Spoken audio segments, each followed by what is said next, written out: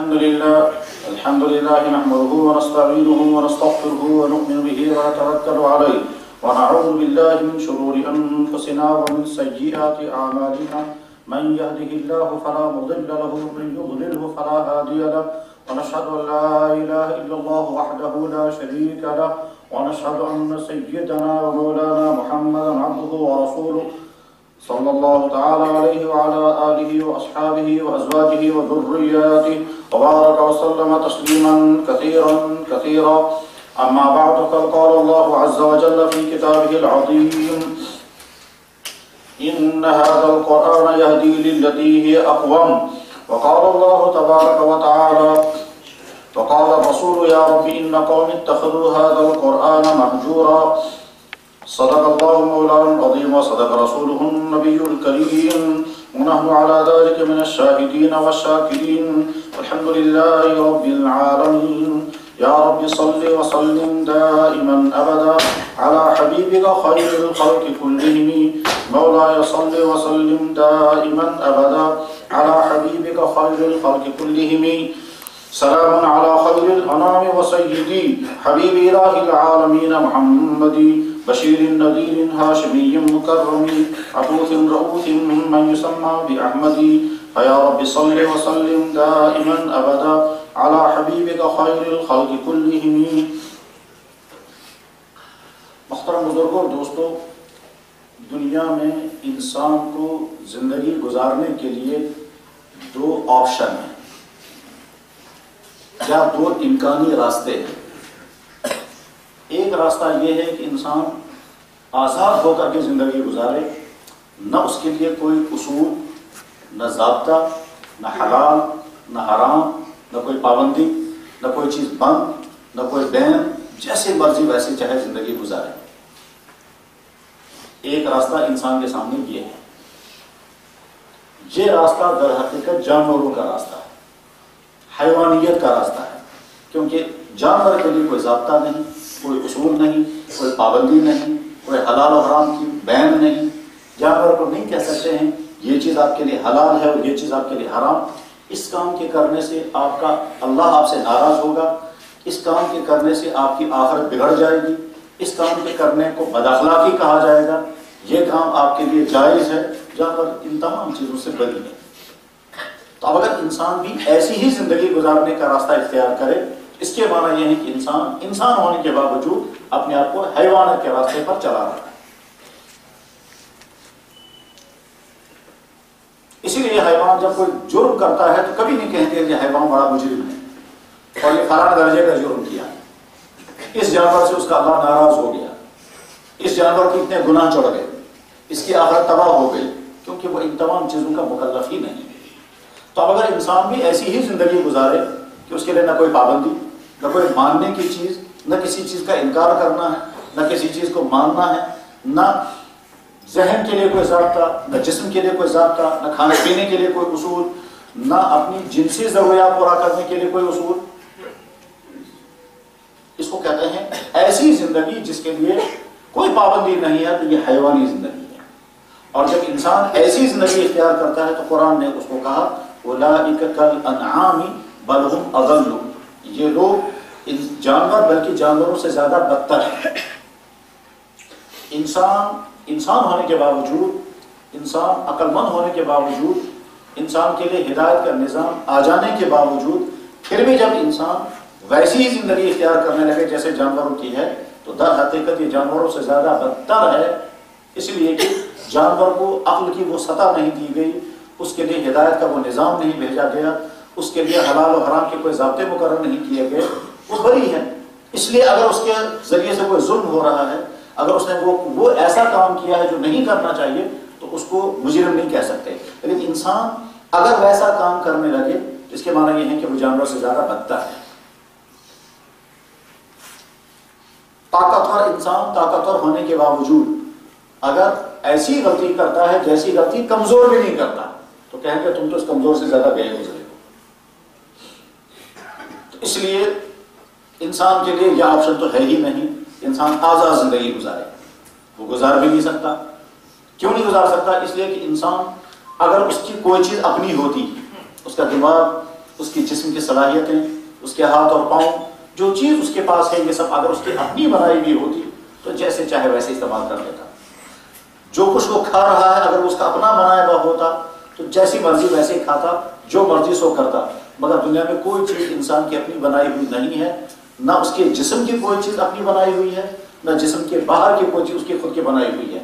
تو کیسے انسان خود مختار ہو کر کے کہے گا مجھے مرضی ہے اپنی آنکھوں کا جیسے چاہے استعمال کروں، مجھے مرضی ہے اپنے پیسے کا جیسے چاہے استعمال کروں، مجھے مرضی ہے جو چاہے سو کھاؤں اور جو چاہے سو کروں؟ نہیں، جب تمہاری کوئی چیز تمہاری ہے ہی نہیں تو تم کیسے اپنی زندگی کو شتر بے مہار کی طرح رکھ سکتے ہو؟ انسان کے پیدا ہونے سے لے کر کے موت تک اپنی جسم کی جو چیزیں وہ استعمال کرتا ہے اور جسم سے باہر کی جو چیزیں استعمال کرتا ہے، ایک چیز بھی ایسی نہیں ہے جو انسان کی خود کی تیار کرتا ہو۔ یہ تمام چیزیں اللہ کی بنائی ہوئی ہیں اور اللہ نے بنائی ہیں، اس لیے انسان ان کو استعمال کرتا ہے۔ حتیٰ کہ انسان کے جسم کے اندر کی جو صلاحیتیں ہیں، دیکھنے کی، چکھنے کی، سونگھنے کی، سوچنے کی، دماغ سے ڈائریکشن لینے کی، یہ تمام چیزیں جو ہیں وہ انسان کی اپنی بنائی ہوئی نہیں ہیں۔ تو اب بنائی ہوئی کسی اور کی ہیں اور استعمال ہم اپنی مرضی کے مطابق کریں، ایسا کبھی نہیں ہو سکتا۔ جس نے کمپیوٹر بنایا وہی بتائے گا اس کا استعمال کیسے کرنا ہے، جس نے موبائل بنایا اسی کو حق ہے کہنے کا کہ صاحب اس کا استعمال کیسے ہوگا، جس کمپنی کی بنی ہوئی گاڑی ہے اسی کو ڈائریکشن دینے کا حق ہے کہ اس گاڑی کا استعمال کیسے ہوگا۔ آپ یہ نہیں کہہ سکتے کہ گاڑی ہم نے خریدی، جو چاہیں سو کریں اور جیسے چاہیں استعمال کریں، جہاں پانی ڈالنا ہے وہاں کچھ اور ڈالیں اور جہاں کچھ اور ڈالنا ہے وہاں تیل ڈالیں، جہاں بلیٹ ڈالنا ہے وہاں کچھ اور نہیں۔ آپ کو تو اس کمپنی کے بتائے ہوئے ضابطوں کی پابندی کرنی ہوگی، جنہوں نے بنائی انہوں کو بتانے کا بھی حق ہے۔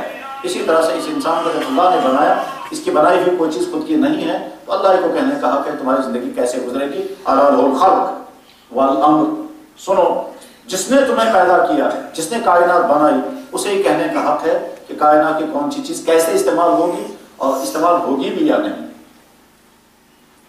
ہماری نظروں میں تو بکری اور کتا دونوں چار ٹانگوں والے، دونوں گھروں میں رہنے والے، دونوں کی کھال ملتی جلتی، دونوں کی بہت ساری چیزیں ایک جیسی ہیں۔ اب ہو سکتا ہے کہ ہم دونوں کو ایک ہی کیٹیگری میں رکھیں، دونوں سے دور رہیں یا دونوں کو استعمال کریں، کیونکہ ہماری نظروں میں تو دونوں ایک جیسے ہیں، لیکن جس نے ان کو بنایا وہی بتائے گا کہ اس کون سے میں تمہارے لیے فائدہ ہے اور کس چیز میں فائدہ ہے اور کس میں تمہارے لیے نقصان ہے اور کیا کیا نقصانات ہیں۔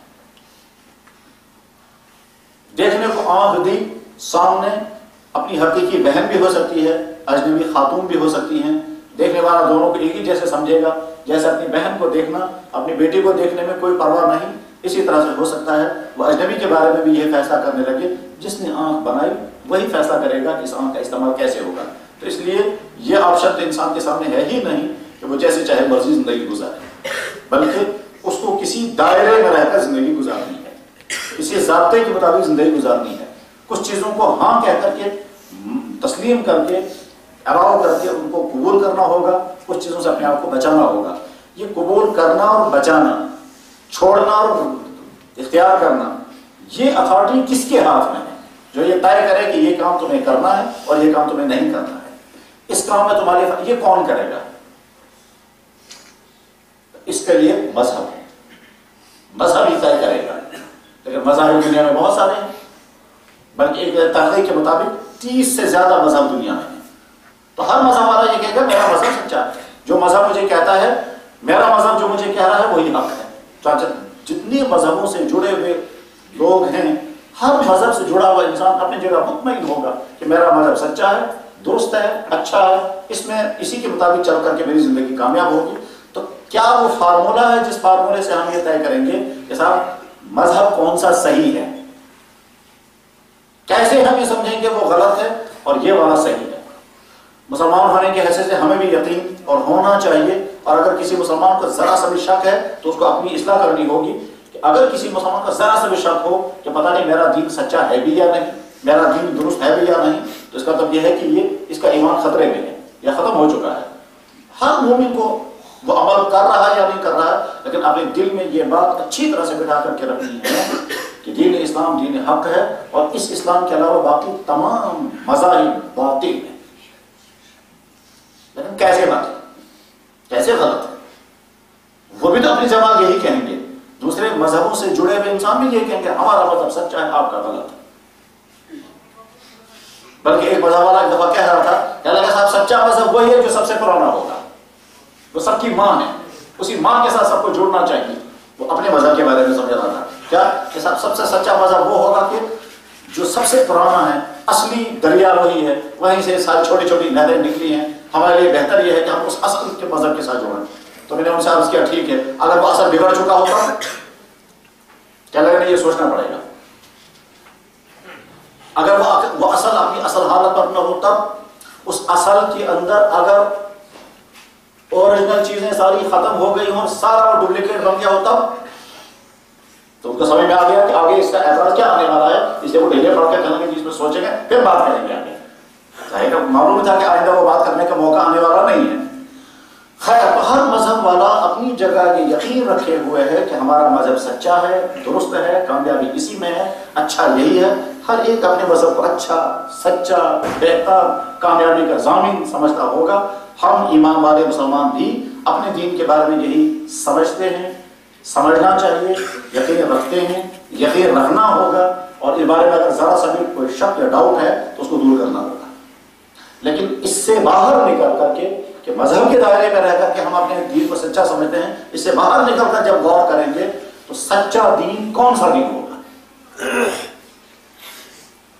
اس کے لیے کوئی میٹر چاہیے، جو میٹر ہم ہر مذہب کو لگائیں گے اس سے پتا چلے گا یہ صحیح ہے یا نہیں۔ دنیا میں ہر چیز کو اوریجنل اور ڈپلیکیٹ جاننے کے لیے کوئی نہ کوئی میٹر ہوتا ہو۔ دودھ اچھا ہے یا خراب، ملاوٹ ہے یا نہیں، اس کے لیے آلہ بنا ہو، اسے پتا چلتا ہے کہ دودھ میں ملاوٹ کتنی۔ شہد اچھا ہے یا ملاوٹ والا ہے، یہ گڑ کا بنایا گیا یا چینی کا بنایا گیا یا اصلی والا شہد ہے، اس کے لیے فارمولے ہیں اور اصول بھی ہے، پرانے زمانے میں اتحاد بھی ہے۔ تو چیزوں کے اچھے اور خراب جاننے کے لیے ضابطے بنے ہوئے ہیں۔ تو جب انسان کی زندگی گزارنے کا اصول ہے، اس کے لیے کوئی نہ کوئی اصول، کوئی نہ کوئی فارمولہ ہوگا، جس فارمولے کے ذریعے سے ہم یہ جان جائیں گے کہ صاحب کون سا جو مذہب اس فارمولے پر پورا اتر جائے گا، اس میٹر پر جو پورا مذہب اتر جائے گا وہ سچا ہوگا، اور جو میٹر سے گر جائے گا وہ غلط ہوگا۔ بحثیت دین کے طالب علم بہت آسان ہے ہمارے لیے طے کرنا کہ دین اسلام سچا کیسے، دین کے طالب علم۔ لیکن وہ شخص جو دین نہیں پڑھ رہا ہے، جو کسی اور سبجیکٹ کے ساتھ جڑا ہوا ہے، چاہے وہ کسی کالج میں ہے، چاہے وہ یونیورسٹی میں ہے، چاہے عام زندگی میں ہے، چاہے وہ پڑھ کر کے وہ کسی جاب میں لگا ہوا ہے، چاہے وہ بزنس کر رہا ہے، بہرحال اس کے لیے بھی مسلمان ہونے کی حیثیت سے یہ جاننا ضروری ہے کہ میں جس دین کے ساتھ جڑا ہوا ہوں، چاہے میں اس پر عمل نہ کرنے کا جرم کر رہا ہوں، مگر بہرحال جس دین کے ساتھ میں جڑا ہوا ہوں اس دین کے بارے میں مجھے تو جاننا چاہیے کہ اگر یہ سچا ہے تو کیسے سچا ہے، اور وہ کون سا میٹر ہے جس میٹر کی بنیاد پر میں اپنے دین کے بارے میں مطمئن رہوں گا کہ میرا دین سچا اور صحیح دین ہے، اور باقی تمام دینوں میں خرابیاں ہیں یا ملاوٹیں ہیں یا وہ کامیابی کی ضمانت نہیں ہے۔ ایک مسلمان ہونے کی حیثیت سے تو اس کو سیدھے قرآن کی آیت پڑھنی ہے اور مان لینا ہے، ان الدین عند اللہ الاسلام، دین اگر ہے تو ایک ہی ہے، وہ ہے اللہ کے اسلام۔ وَمَن يَبْتَغِ غَيْرَ الْإِسْلَامِ دِينًا فَلَن يُقْبَلَ مِنْهُ، اسلام کے علاوہ جون سا دین تم لے کر کے آؤ گے اللہ کو قبول نہیں ہے۔ تو میں ایسے مسلمان کے قرآن میں کلیئر کر دیا، اب مجھے اور آگے کچھ نہیں سننا چاہیے نہ سمجھنا چاہیے۔ لیکن آج کا زمانہ تحقیقات کا زمانہ ہے، اور تحقیقات سے زیادہ کنفیوژن کا زمانہ ہے، تو معمولی چیزوں میں کنفیوژن ہو جاتا ہے۔ تو اس لیے آج فوراً سوال آئے گا کہ کیسے ہمارا یہ دین سچا ہے، اللہ تعالیٰ باقی دینوں کو کیوں کہہ رہے ہیں؟ ایک دین، ایک مذہب دنیا میں 2000 سال سے ہے، دوسرا 3000 سال سے ہے۔ ایک مذہب کے بارے میں لوگوں کا کہنا ہے کہ وہ 3 لاکھ سال سے ہے۔ ایک مذہب کے بارے میں لوگوں کا خیال یہ ہے کہ جب سے کائنات تب سے یہی والا مذہب دنیا میں چل رہا ہے۔ ایک مذہب کے بارے میں ان کا تصور یہ ہے کہ وہ 5 کروڑ سال سے ہے۔ ہر اپنے مذہبوں کے بارے میں لوگوں کے خیالات یہ ہیں، تو ہم صرف قرآن کی اس آیت کی بنیاد پر مان تو جانیں گے کہ باقی تمام مذاہب غلط ہیں، لیکن تفصیل سے ہم سمجھنا چاہتے ہیں تاکہ جیسے قرآن کی آیت کی بنیاد پر ہمارے دل میں مانا، ایسے تحقیقات کی بنیاد پر ہمارا دماغ بھی مان لے۔ معلومات کا تعلق دماغ کے ساتھ ہے، ایمانیات کا تعلق دل کے ساتھ ہے۔ دل مان گیا کہ ہاں جی ایسا ہی ہے، لیکن میں ڈیٹیل سمجھنا چاہتا ہوں جس سے میں بصیرت کے ساتھ، انشراح کے ساتھ، اطمینان کے ساتھ کہہ بھی سکوں، مان بھی سکوں کہ واقعی میرا دین صحیح اور سچا ہے، اور باقی دینوں کے اندر سچائی نہیں ہے، وہ میٹر چاہیے۔ بزرگ اور دوستو، بہت زیادہ گہرے انداز میں اس پر گفتگو اس طرح کے مجمع میں نہیں کی جا سکتی، بس ایسی اس طرح کے اصول کی جو ہم جیسے سامعین کے لیے فائدے مند ہوں، بس اسی طرح کی گفتگو ہوتی ہے۔ دوستو، دنیا میں ہر مذہب کسی کتاب کے ساتھ جڑا ہوا ہے۔ جیسے عیسائی مذہب ایک کتاب کے ساتھ جڑا ہوا ہے جس کو وہ کہتے ہیں کتاب مقدس، بائبل۔ یہودی ایک کتاب کے ساتھ جڑے ہوئے ہیں، وہ بھی اپنی کتاب کو کہتے ہیں کتاب مقدس یعنی توریت۔ باقی قومیں بھی کسی نہ کسی کتاب کے ساتھ جڑی ہوئی ہیں، اور اسلام بھی کتاب کے ساتھ جڑا ہوا ہے، وہ قرآن۔ تو پہلا سوال یہی پر آتا ہے کہ جو مذہب جس کتاب کے ساتھ جڑا ہوا ہے اس کتاب کی حیثیت کیا ہے؟ کیا وہ اس کتاب قابل اعتماد ہے یا نہیں؟ اور اگر وہ قابل اعتماد ہے تو کس طرح سے وہ قابل اعتماد ہے؟ بس یہ وہ سوال ہے جس سوال پر مذہب کی سچائی اور مذہب کا باطل ہونا موقوف ہے۔ جب تک یہ سوال کلیئر نہیں ہوگا تب تک کسی مذہب کے بارے میں سچے اور درست ہونے کا دعویٰ نہیں کیا جا سکتا۔ دوستو، یہ عجیب اور ایمان افروز بات ہے کہ اسلام کے علاوہ یعنی قرآن کے علاوہ باقی مذہبوں کے بعد جو کتابیں ہیں، ایک کتاب بھی اوریجنل نہیں، ایک کتاب بھی اصلی حالت میں نہیں، ایک کتاب بھی تمام شکوک سے محفوظ نہیں، ایک کتاب کے بارے میں دعویٰ نہیں کیا جا سکتا کہ یہ ٹھیک وہی کتاب ہے جو کتاب لانے والے نے دی تھی، آج وہ اسی حالت میں ہے۔ کسی کتاب کے بارے میں دعویٰ نہیں۔ وید کے بارے میں یہ کہنا مشکل ہے کہ کون سی زبان میں آئی تھی، کتنی بڑی تھی، کس پر نازل ہوئی تھی، یہ خدا نے بھیجی تھی یا انسان نے خود تیار کی، اور جب وہ تیار ہوئی ہے تو آگے کس کے ہاتھ میں چلی گئی، پھر وہ اور کن کے ہاتھوں میں رہی، پھر وہ ہاتھوں سے لکھی جاتی تھی، پھر وہ کہیں حفاظت میں رہی، آگے اس میں ملاوٹیں ہوئی یا نہیں، اور اگر اس کے بعد دوسری زبانوں میں ٹرانسلیشن ہوا تو ہم تک کیسے پہنچا؟ ان تمام سوالات کے بارے میں وید کی پوری ہسٹری خاموش ہے۔ اور جب خاموش ہے تو کیسے کہہ سکتے ہیں کہ یہ خدا کی کتاب، اور کیسے کہہ سکتے ہیں کہ یہ خدا کی طرف سے بھیجی ہوئی وہ کتاب ہے جس پہ ہدایت ہے؟ جب یہ سوالات ان سوالاتی میں جب کتاب گر گئی، پہلے یہ معلوم ہونا چاہیے یہ خدا کی بھیجی ہوئی کتاب ہے۔ ہم اگر خیال رکھیں کہ بھیجی ہوگی تو یہ توہماتی چیز ہے، یہ حقائق نہیں، حقیقت نہیں ہے، حقیقت ثبوت چاہیے۔ اسی طرح سے یقیناً اللہ نے کتاب بھیجی، کتاب کا نام تھا تورات، یقیناً اللہ نے کتاب بھیجی، کتاب کا نام تھا انجیل، اور وہ ایک نبی کے حوالے ہو گئی یا دوسرے نبی کے حوالے ہو گئی، لیکن اس کے بعد یہ کتاب نبی کے حوالے ہو کر کے آگے کس کے پاس چلی گئی، کس کے ہاتھ میں رہی یہ کتاب؟ کوئی ثبوت نہیں۔ اور جب ثبوت ہی نہیں ہے تو کیسے کہہ سکتے ہیں کہ صاحب یہ انجیل وہی والی انجیل ہے جو اللہ نے حضرت عیسیٰ علیہ السلام کو دی تھی، اور جس زبان میں وہ آئی تھی اس زبان کی انجیل بھی آج دنیا میں موجود نہیں۔ اور آگے چل کر کے جب دیکھتے ہیں کہ ایک ملک کی انجیل کسی اور انداز کی، دوسرے ملک کی انجیل کسی اور انداز کی، کسی ملک کی انجیل کسی اور لینگویج میں، کہ وہاں کی انجیل کسی اور لینگویج میں، وہ کسی اور زبان میں پڑھ رہے ہیں، کسی اور زبان میں پڑھ رہے ہیں، اس میں کچھ اور مضامین ہیں، اس میں کچھ اور مضامین ہیں، تو اللہ نے کون سی والی بھیجی تھی؟ ان تمام سوالات کا جو ہی سوال کھڑے ہو جاتے ہیں تو انجیل گر جاتی ہے، اور جب گر جائے گی تو جو مذہب اس پر کھڑا ہے وہ مذہب ہی گر جائے گا۔ دنیا کے تمام مذہبوں کے پاس جو ان کی مذہبی کتابیں ہیں، ان بنیادی سوالات کے جواب میں ان کی مذہبی کتابیں خاموش ہو جاتی ہیں، اور اس لیے کسی مذہب والے کو یہ ہمت نہیں ہے کہ وہ یہ دعویٰ کر سکے کہ ہمارے پاس جو کتاب ہے وہ اوریجنل ہے اور اصلی ہے، اور ساتھ میں دنیا کے تمام انسانوں کے لیے اس میں مکمل ہدایت ہے۔ کسی کتاب کے پاس یہ سرمایہ نہیں ہے، لیکن صرف ایک قرآن کریم ایسی کتاب ہے کہ جو ان تمام سوالات کے جواب میں بالکل صحیح جواب دیتا ہے۔ قرآن کے بارے میں پہلا سوال یہ ہے کہ بھیجا کس نے؟ تو قرآن خود بار بار کہتا ہے ہم نے اس کو نازل کیا، اللہ تعالیٰ کہتا ہے میں نے اس کو نازل کیا، تنزیل من رب العالمین، کہ رب العالمین کی طرف سے نازل کی، ذالک الکتاب لا ریب فیہ، یہ وہ کتاب ہے کوئی شک نہیں، سورۃ انزلناہا، خاص سورت ہم اتار رہے ہیں آپ کا، انا انزلنا علیک، ہم نے آپ پر نازل کیا، انزلنا علی عبدنا، ہم نے اپنے بندے پر نازل کیا، انا نحن نزلنا الذکر، ہم نے یہ قرآن نازل کیا۔ تو بار بار اللہ تعالیٰ شامل اپنا تعارف کر کے ہم نے اس کو بھیجا۔ ان کتابوں میں کہیں بھی یہ جملہ ملتا، اور اس کے بعد یہ جب یہ قرآن اللہ تعالیٰ کہتے ہیں ہم نے نازل کیا تو کس کے ذریعے سے بھیجا؟ تو بیچ میں وہ ذریعہ بھی دکھا دیتے ہیں، انہ لقول رسول کریم ذی قوۃ عند ذی عرش مکین مطاع ثم امین، ہم جس کے ذریعے سے یہ بھیج رہے ہیں وہ ہمارا قاصد ہے اور قابل اعتماد ہے اور امانت دار ہے، بہت طاقتور ہے، تمام فرشتوں کے نظر میں مقتدر اور محترم ہے، اس کو ملاوٹ کرنے کی کوئی ضرورت نہیں ہے۔ ایک درمیان والے شخص کے اندر جتنی خوبیاں ہونی چاہیے وہ ساری خوبیاں اس کے اندر موجود ہیں جو اللہ اور نبی کے درمیان واسطہ بنا ہوا ہے، یعنی حضرت جبرائیل علیہ السلام۔ نزل به الروح الامین، روح الامین اس کو لے کر کے نازل ہوتے ہیں۔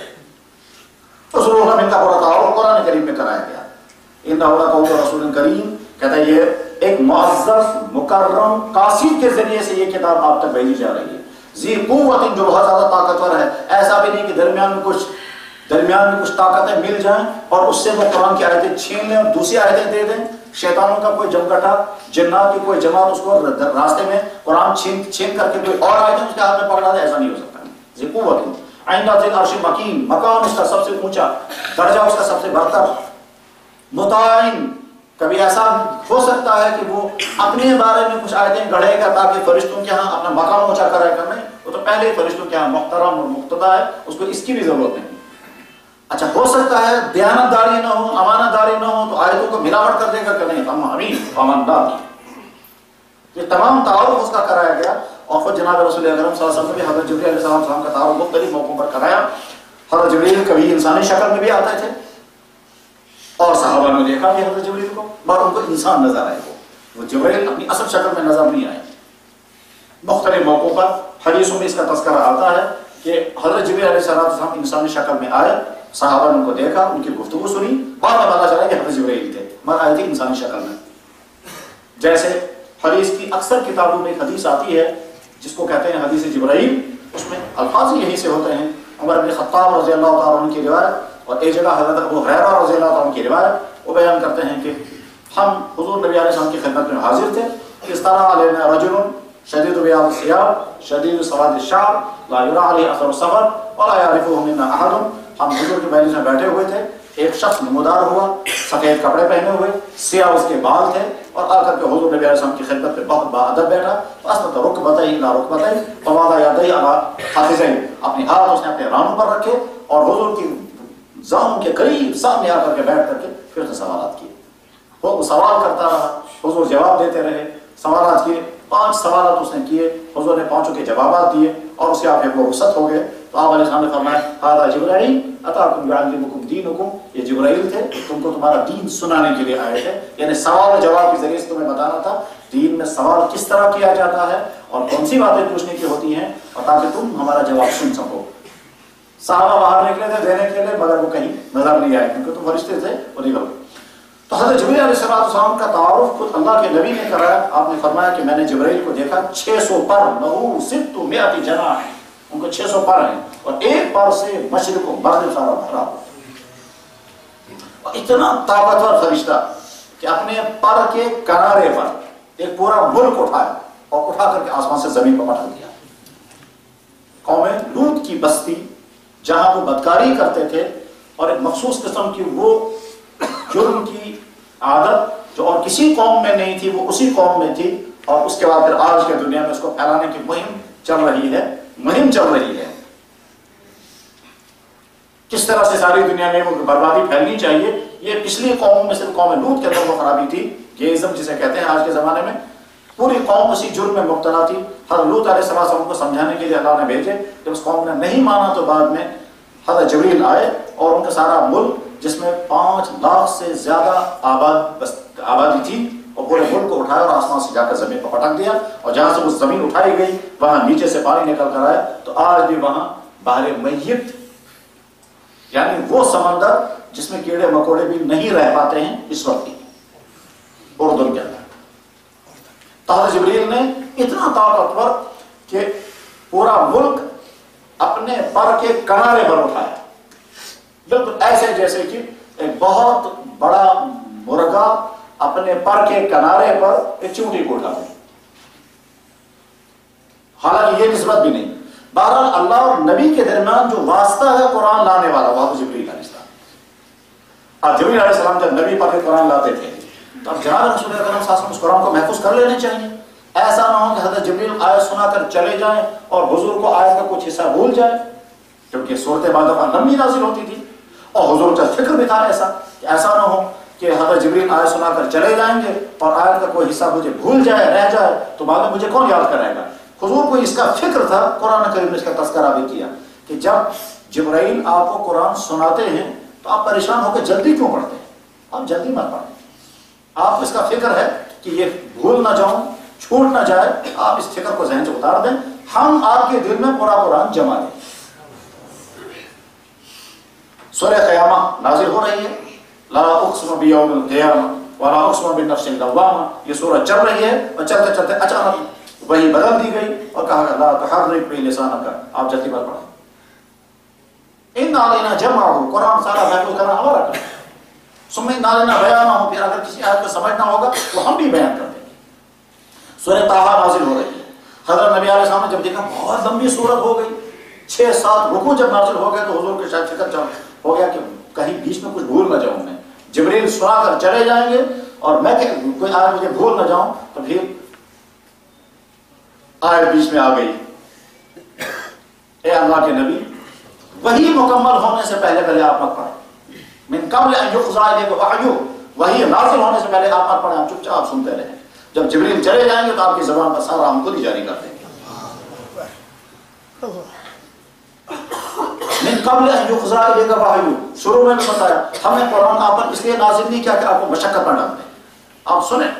चुनांचे हुजूर इत्मीनान से सुनते थे और जब चले जाते थे तो जनाब रसूल अकरम सल्लल्लाहु अलैहि वसल्लम जितना वो आयत सुना चुके होंगे उतनी आयत आपकी ज़ुबान पर जारी हो जाती थी। इसके बावजूद हुजूर को मुतमईन करने के लिए, मुतमईन रहने के लिए कि साहब इस पूरे साल में जितना कुरान नाज़िल हुआ है ये सारा मुझे याद है या नहीं, इसमें कोई लफ्ज़ छूटा तो नहीं है, उसमें कोई मिलावट, कोई गड़बड़ तो नहीं हुई है। तो रमजान में हज़रत जिब्रील मुस्तकिल आते थे और जितना उस वक्त तक नाज़िल हुआ होता तो सारा सुनाते थे और हुजूर से सारा सुन लेते थे। तो यहाँ से भी सारा सुना रहे हैं, वहाँ से भी सारा सुन रहे हैं। और जो आखिरी रमजान हुजूर नबी अलैहिस्सलाम का था, बुखारी में हदीस है, आखिरी रमजान जो हुजूर नबी अलैहिस्सलाम का था, तो उस रमजान में 2 मरतबा हज़रत जिब्रील ने सारा कुरान सुनाया और हुजूर से सारा सुन लिया। उसको हमारे ये हिफ्ज़ के दर्जात में दौर करना कहते हैं कि ये उसको सुनाएंगे, वो इसको सुनाएंगे। हमारे उस्ताद जिनसे मैंने हिफ्ज़ किया था, तो हम उनको जब अपना पारा सुनाते थे, उसके कहते अब मेरा पारा सुनो। तो मुझे याद है कि पूरा कुरान उनका सुना, लेकिन कहीं गलती नहीं आई, कहीं लुकमा भी नहीं लगा, ऐसा याद पुख्ता था। वो कहते थे मैंने जिंदगी में 18 साल लगाए हैं और उसके बाद मुझे कुरान इतना पुख्ता याद हो गया, अब चाहे दुनिया में कोई भी मुझे सुनाने को कहे, मैं अलिफ से नास तक पढ़ूंगा और कहीं अटकूंगा भी। वाकई अटकते भी नहीं। कुरान करीम की हिफ्ज़ की तारीफ बड़ी दिलचस्प है। उम्मत में ऐसे लोग भी गुजरे हैं जिन्होंने सिर्फ 3 दिन के अंदर पूरा कुरान हिफ्ज़ किया। ऐसे लोग भी गुजरे हैं जिन्होंने 4 महीने में पूरा कुरान हिफ्ज़ किया। ऐसे लोग भी गुजरे हैं जिन्होंने 1 महीने में पूरा कुरान हिफ्ज़ किया। हज़रत मौलाना कासिम नानोती रहमतुल्लाह ताला हज के लिए रवाना हुए। बम्बई से जब समुद्री जहाज में चढ़े हैं, हज़रत हाजी इमदादुल्लाह रहमतुल्लाह ताला साथ थे, तो जहाज के अंदर ही चांद नजर आ गया।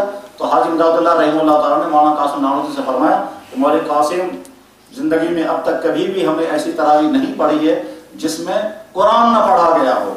सिर्फ इस साल तो लगता है कि हमको अलंतरा वाली तरावी पढ़नी पड़ेगी, तुम तो हाफिज नहीं हो।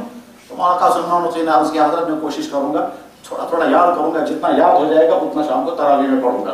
तो अब उन्होंने क्या कोशिश की, तो पूरे दिन में पहला पारा याद कर लिया, तो शाम को तरावी में पूरा पारा पढ़ा, अगले दिन पूरा पारा। तो रोजाना पूरा पारा याद करना, शाम को तरावी में पढ़ना, और इस तरह से 1 महीने के अंदर पूरा कुरान हिफ्ज़ किया। इमाम मोहम्मद रहमतुल्लाह ताला, जो इमाम अबू हनीफा रहमतुल्लाह ताला के शागिर्द थे, उन्होंने सिर्फ 3 दिन में पूरा कुरान हिफ्ज़ किया। बहरहाल जनाब रसूल अकरम सल्लल्लाहु अलैहि वसल्लम सारा कुरान सुनाते थे हज़रत जिब्रील अलैहिस्सलाम को, और हज़रत जिब्रील ने सारा कुरान हुजूर को सुनाया, और इस तरह से कुरान हुजूर तक पहुंचा। अब हुजूर से आगे कुरान की हिफाजत के इंतजाम क्या किए? तो जनाब रसूल अकरम सल्लल्लाहु अलैहि वसल्लम उसके लिए 3 इंतजाम थे। इंतजाम नंबर 1, अपनी मौजूदगी में उसको सारे को लिखवा दिया।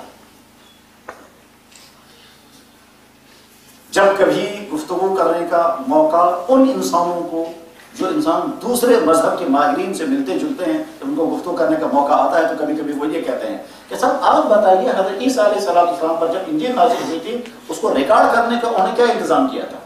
कोई जवाब नहीं। उन्होंने वो किताब किसके हवाले की थी? वो लिखी हुई आई थी, ये लिखवाई थी उन्होंने, इमला कराई थी, फिर किसके पास वो रही? कोई जवाब नहीं। اور آگے جس نے لکھا اس نے اپنی زبانی یادداشت سے لکھا ہے یا لکھا ہوا ان کے حوالے کیا ہے.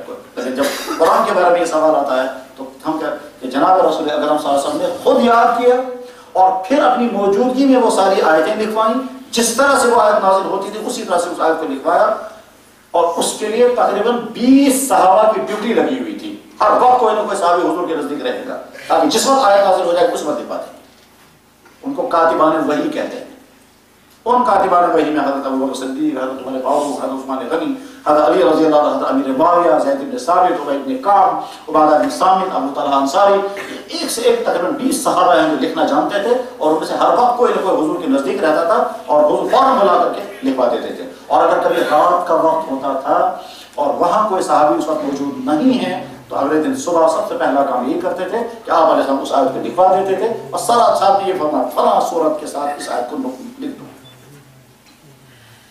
حدیثی کتابوں میں خاص طور پر بخاری میں واقعہ موجود ہے اور کئی جگہ پر امام بخاری رحمہ اللہ تعالیٰ نے اس کو نقل فرمایا کہ حضرت نبی علیہ السلام ایک مرتبہ شاید تھکاوٹ تھی، اس تھکاوٹ کی وجہ سے تھوڑا لیٹے ہوئے سے تھے اور آیت نازل ہو گئی. لا يستوي القاعدون من المؤمنين غير الضرر والمجاهدون في سبيل الله. یہ آیت جب نازل ہوئی تو آیت اس طرح سے آئی لا يستوي القاعدون من المؤمنين والمجاهدون في سبيل الله. آیت جب نازل ہو گئی تو تھوڑی دیر میں حضور نبی علیہ السلام نے آیت سنائی لوگوں کو. یہ آیت پہنچ گئی ایک صحابی کو، وہ صحابی نابینا تھے.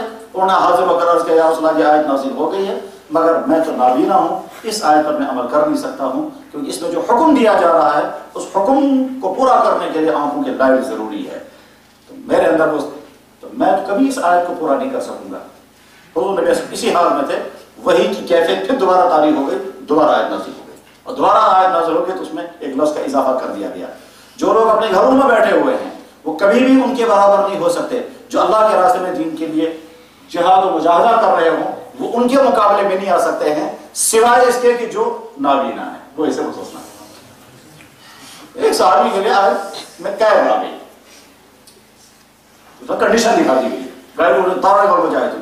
زید بن ثابت رضی اللہ عنہ کہتے ہیں جس وقت نبی علیہ السلام پر یہ آیت نازل ہوئی اس وقت حضور کا کہ ران مبارک یا حضور کا گھٹنا میری ٹانگ کے اوپر لگا ہوا تھا. تو جس وقت وہی نازل ہوئی تو مجھے ایسا لگا جیسے بہت بڑی چٹان میری ٹانگ پر ہے اور مجھے ایسا محسوس ہوا کہ میری ٹانگ کی میری ران کی اندر کی ہڈی ٹوٹ جائے، اتنا بوجھ پڑ گیا. بہرحال اس طرح سے حضور نبی علیہ السلام صحابہ کو آیت قرآن کریم لکھوا دیتے تھے. تو خود یاد کرنا، صحابہ کو لکھوانا اور ساتھ میں حکم دینا جو نازل ہو رہا ہے نمازوں میں پڑھو، جتنا نازل ہو رہا ہے اس کو نمازوں میں تلاوت کرو. تو آج صحابہ ایک طرف سے لوٹ کر کے رکھ رہے ہیں، نمازوں میں تلاوت ہو رہی ہے اور حضور نبی علیہ السلام خود یاد کیے ہوئے ہیں اور ساتھ میں مسجد نبوی کے اندر قرآن پڑھنے اور پڑھانے کا پورا نظام قائم تھا. قرآن کریم نے خود بیان کیا تھا لقد من اللہ علی المؤمنین اذ بعث فیہم رسولا من انفسہم یتلو علیہم آیاتہ. یہ تم کو خود قرآن پڑھائے گا، یہ تمہیں خود قرآن سکھائے گا. تو خود حضور نبی علیہ السلام پڑھایا کرتے تھے. انما بعثت معلما، میں استاد بن کر کے آیا ہوں. اور اسی وجہ سے جو قرآن پڑھانے والے اساتذہ ہیں ان کو بار بار یہ سوچنا چاہیے کہ ہم اس وقت وہ کام کر رہے ہیں جو کام کبھی اللہ کے نبی نے کیا تھا. وہ معلم قرآن تھے، ہم بھی معلم قرآن. اور اس میں صحابہ قرآن کریم حضور سے پڑھنے اور یاد کرنے کی تمام کیفیات بیان کرتے رہتے تھے. حضرت عبداللہ بن مسعود رضی اللہ عنہ بیان کرتے ہیں کہ ہم حج میں حضور کے ساتھ تھے، مینا میں غار کے اندر بیٹھے ہوئے تھے تو سورہ مرسلات نازل ہوئی. اب جب جناب رسول اکرم صلی اللہ علیہ وسلم سورہ مرسلات پڑھی تو مجھے حضرت عبداللہ بن مسعود کہتے ہیں مجھے اس وقت بھی حضور کے زبان مبارک کی وہ حلاوت اور وہ لذت جو انہوں نے سورہ مرسلات کو پڑھتے ہوئے محسوس کی تھی اس وقت بھی مجھے یاد ہے اور ہم نے بھی اس کو محسوس کیا. بہرحال کہتے ہیں اس غار کے اندر میں نے سورہ مرسلات حضور سے یاد کرنی شروع کی. اسی وقت ایک سانپ نکلا تھا، میں اٹھ کر کے سانپ کو پیچھے دوڑا مگر وہ سانپ نکل گیا. میں واپس آیا اور اسی غار ہرا مینا کے اندر غار کے اندر میں نے وہ سورت پوری یاد کر لی. امام بخاری رحمہ اللہ تعالیٰ کے استاد تھے، ان کا نام تھا حفص ابن غیاث. تو حفص ابن غیاث، حفص کہتے ہیں میرے والد غیاث نے کہا، حفص کہتے ہیں کہ میرے والد غیاث نے کہا کہ بیٹا میں تمہیں قرآن پڑھا رہا ہوں اور دیکھو اس سال ہمیں حج کرنے جانا ہے، سورہ مرسلات میں تمہیں اسی غار کے اندر پڑھاؤں گا جس غار کے اندر یہ سورت نازل ہوئی ہے. اور ہم کو لطف آئے گا وہاں پڑھاتے ہوئے، یہ کیفیت سوچتے ہوئے یہی یہ سورت نازل ہوئی ہے اور یہی باپ اپنے بیٹے کو پڑھا. مجھے یاد آتا ہے کہ ایک مرتبہ جب اللہ نے توفیق عطا فرمائی، ہم لوگ غار حرا میں چڑھے اور ارادہ یہ کیا کہ ہم رات کو جائیں گے، تو رات کو جاتے جاتے تہجد کے وقت وہاں سے چلے تو فجر کی نماز بعد غار حرا پر پہنچے. اور جب غار حرا کے پتھر پر بیٹھے ہیں جس کے نیچے غار ہے اور اس کے پتھر پر بیٹھے ہیں، تو مجھے یاد آیا کہ اسی غار کے اندر سورہ اقرا بسم ربک نازل ہوئی، اور اسی غار کے اندر حضرت نبی علیہ السلام 4-5 سال قیام پذیر رہے. تو میں کہہ نہیں سکتا کہ سورہ اقرا پڑھنے کا لطف اس غار کے پتھر پر کتنا آیا. شاید زندگی میں کبھی ایسا لطف نہیں آ سکتا، اور نہ کسی اپنی کمزوریوں کے باوجود بہرحال، لیکن وہاں اتنا لطف آیا اس سورہ اقرا کو پڑھنے کا. بار بار یہ کہتا خیال آتا تھا کہ حضرت جبریل یہاں آئے ہوں گے اور حضور کی یہ سورت سنائی ہوگی، اور جب سنائی ہوگی تو پہلے بھیجا ہوگا، کیونکہ بخاری میں حدیث موجود ہے. اور تو فجر کی نماز میں سورہ اقرا جب پڑھی ہے تو شاید دنیا کی کسی چیز میں اتنی لذت نہیں ہوگی جتنی لذت اور لطف اور حلاوت اس سورہ اقرا پڑھنے میں وہاں پر آئی. اس کے بعد ایک مرتبہ لیکن وہ کیا پھر واپس نہیں آ سکتی، وہ تو ایک ہی مرتبہ. شاید اللہ تعالیٰ کا ایک مرتبہ چکھا کے دیکھتے ہیں تم کو، بار بار تو نہیں، تمہاری صلاحیت ایسی ہے ایک مرتبہ تمہیں چکھا دیں گے کہ کتنا مزہ ہے اس میں، اور کیا تمہیں اندازہ ہو جائے گا کہ جہاں یہ سورت نازل ہوئی. بہرحال اس طرح سے صحابہ وہ کیفیت نظر کرتے ہیں، یہ آیت فلاں جگہ نازل ہوئی، صورتحال یہ تھی. حضور نبی علیہ السلام کا پورا قرآن نازل ہوا، آپ نے لکھوا دیا، صحابہ کو یاد کیا، یاد کرایا، خود بھی یاد کیا اور پڑھاتے بھی تھے. تو پڑھانے کا انتظام، لکھنے کا انتظام، صحابہ کو یاد کرنے کا آرڈر، اور اس کے نتیجے میں حضور کی موجودگی میں بہت سارے حافظ صحابہ تیار ہو گئے تھے، اور بہت سارے حافظ صحابہ تیار ہو گئے. پھر جناب رسول اکرم صلی اللہ علیہ وسلم نے سارا لکھوا دیا اور حضور دنیا سے رخصت ہوئے. اب جب سوال آئے گا قرآن کون سی زبان میں نازل ہوا، کہ عربی میں. کس نے نازل کیا؟ کہ اللہ نے. کون کہتا ہے؟ کہ اللہ تعالیٰ خود کہتے ہیں. حضور نے بھی کہا تھا، بار بار حضور نے کہا اللہ کی طرف سے قرآن نازل ہو رہا ہے. اللہ اور نبی کے درمیان واسطہ کون تھا؟ کہ حضرت جبریل علیہ السلام. ان کے بارے میں کوئی ڈاؤٹ تو نہیں کہ انہیں کوئی ملاوٹ کے کوئی ڈاؤٹ نہیں، قرآن ان کے بارے میں ضمانت دے رہا ہے. پھر نبی کے پاس جب قرآن آیا تو وہاں کوئی آیت چھوٹی تو نہیں ہے کہ نہیں ہے، اس کے لیے سارا الزام اللہ نے کر دیا تھا. پھر صحابہ کے ہاتھ میں جب قرآن پہنچا انہوں نے اس کو یاد رکھا کہ ہم اس سے زیادہ بہتر طور پر یاد کرنے والی اس دنیا میں کوئی قوم ہے ہی نہیں. صحابہ کے حافظے اتنے عجیب تھے کہ آج جب ہم ان حافظوں کے متعلق پڑھتے ہیں یا سنتے ہیں تو تعجب کھاتے ہیں کہ یہ انسانی تھے یا کچھ اور چیز تھی. مشہور انسان گزرے ہیں، ان کا نام تھا وحشی. یہ وہ شخص ہے کہ جس نے حضرت حمزہ رضی اللہ عنہ کو شہید کیا غزوہ احد میں، اور یہ نیزہ مارنا جانتے تھے اور نیزہ مارنے میں پوری مہارت تھی، اور جہاں وہ چاہتا تھا وہاں نیزہ مار دیتا تھا. بچنے کی کوشش کوئی کتنی کرے، لیکن جب وہ نیزہ مارتا تھا تو ٹھیک وہیں لگتا تھا جہاں وہ جہاں مارنے کا اس کا ارادہ ہوتا تھا. حتیٰ کہ یہ بھی کہا جاتا تھا کہ وہ اگر آنکھ کے اندر نیزہ مارنا چاہے گا تو وہی مار دے گا، اور آدمی کتنا ہی بچنے کی کوشش کرے لیکن اس کی مہارت تھی وہ مار ہی دیتا. بہرحال نیزہ مارنے کی اس کو مہارت تھی، اسی مہارت کا اس نے فائدہ اٹھایا کہ حضرت حمزہ رضی اللہ عنہ کو شہید کیا. اس وقت وہ حالت کفر میں تھے. فتح مکہ کے موقع پر وہ مسلمان ہو گئے، حضور کی خدمت میں آئے. آپ نے فرمایا تمہارا اسلام میں قبول کرتا ہوں، مگر کبھی بھی میری نظروں کے سامنے مت آیا کرنا، کیونکہ تم کو دیکھ کر کے مجھے یاد آتا ہے حمزہ کے ساتھ کیا کیا ہوا تھا.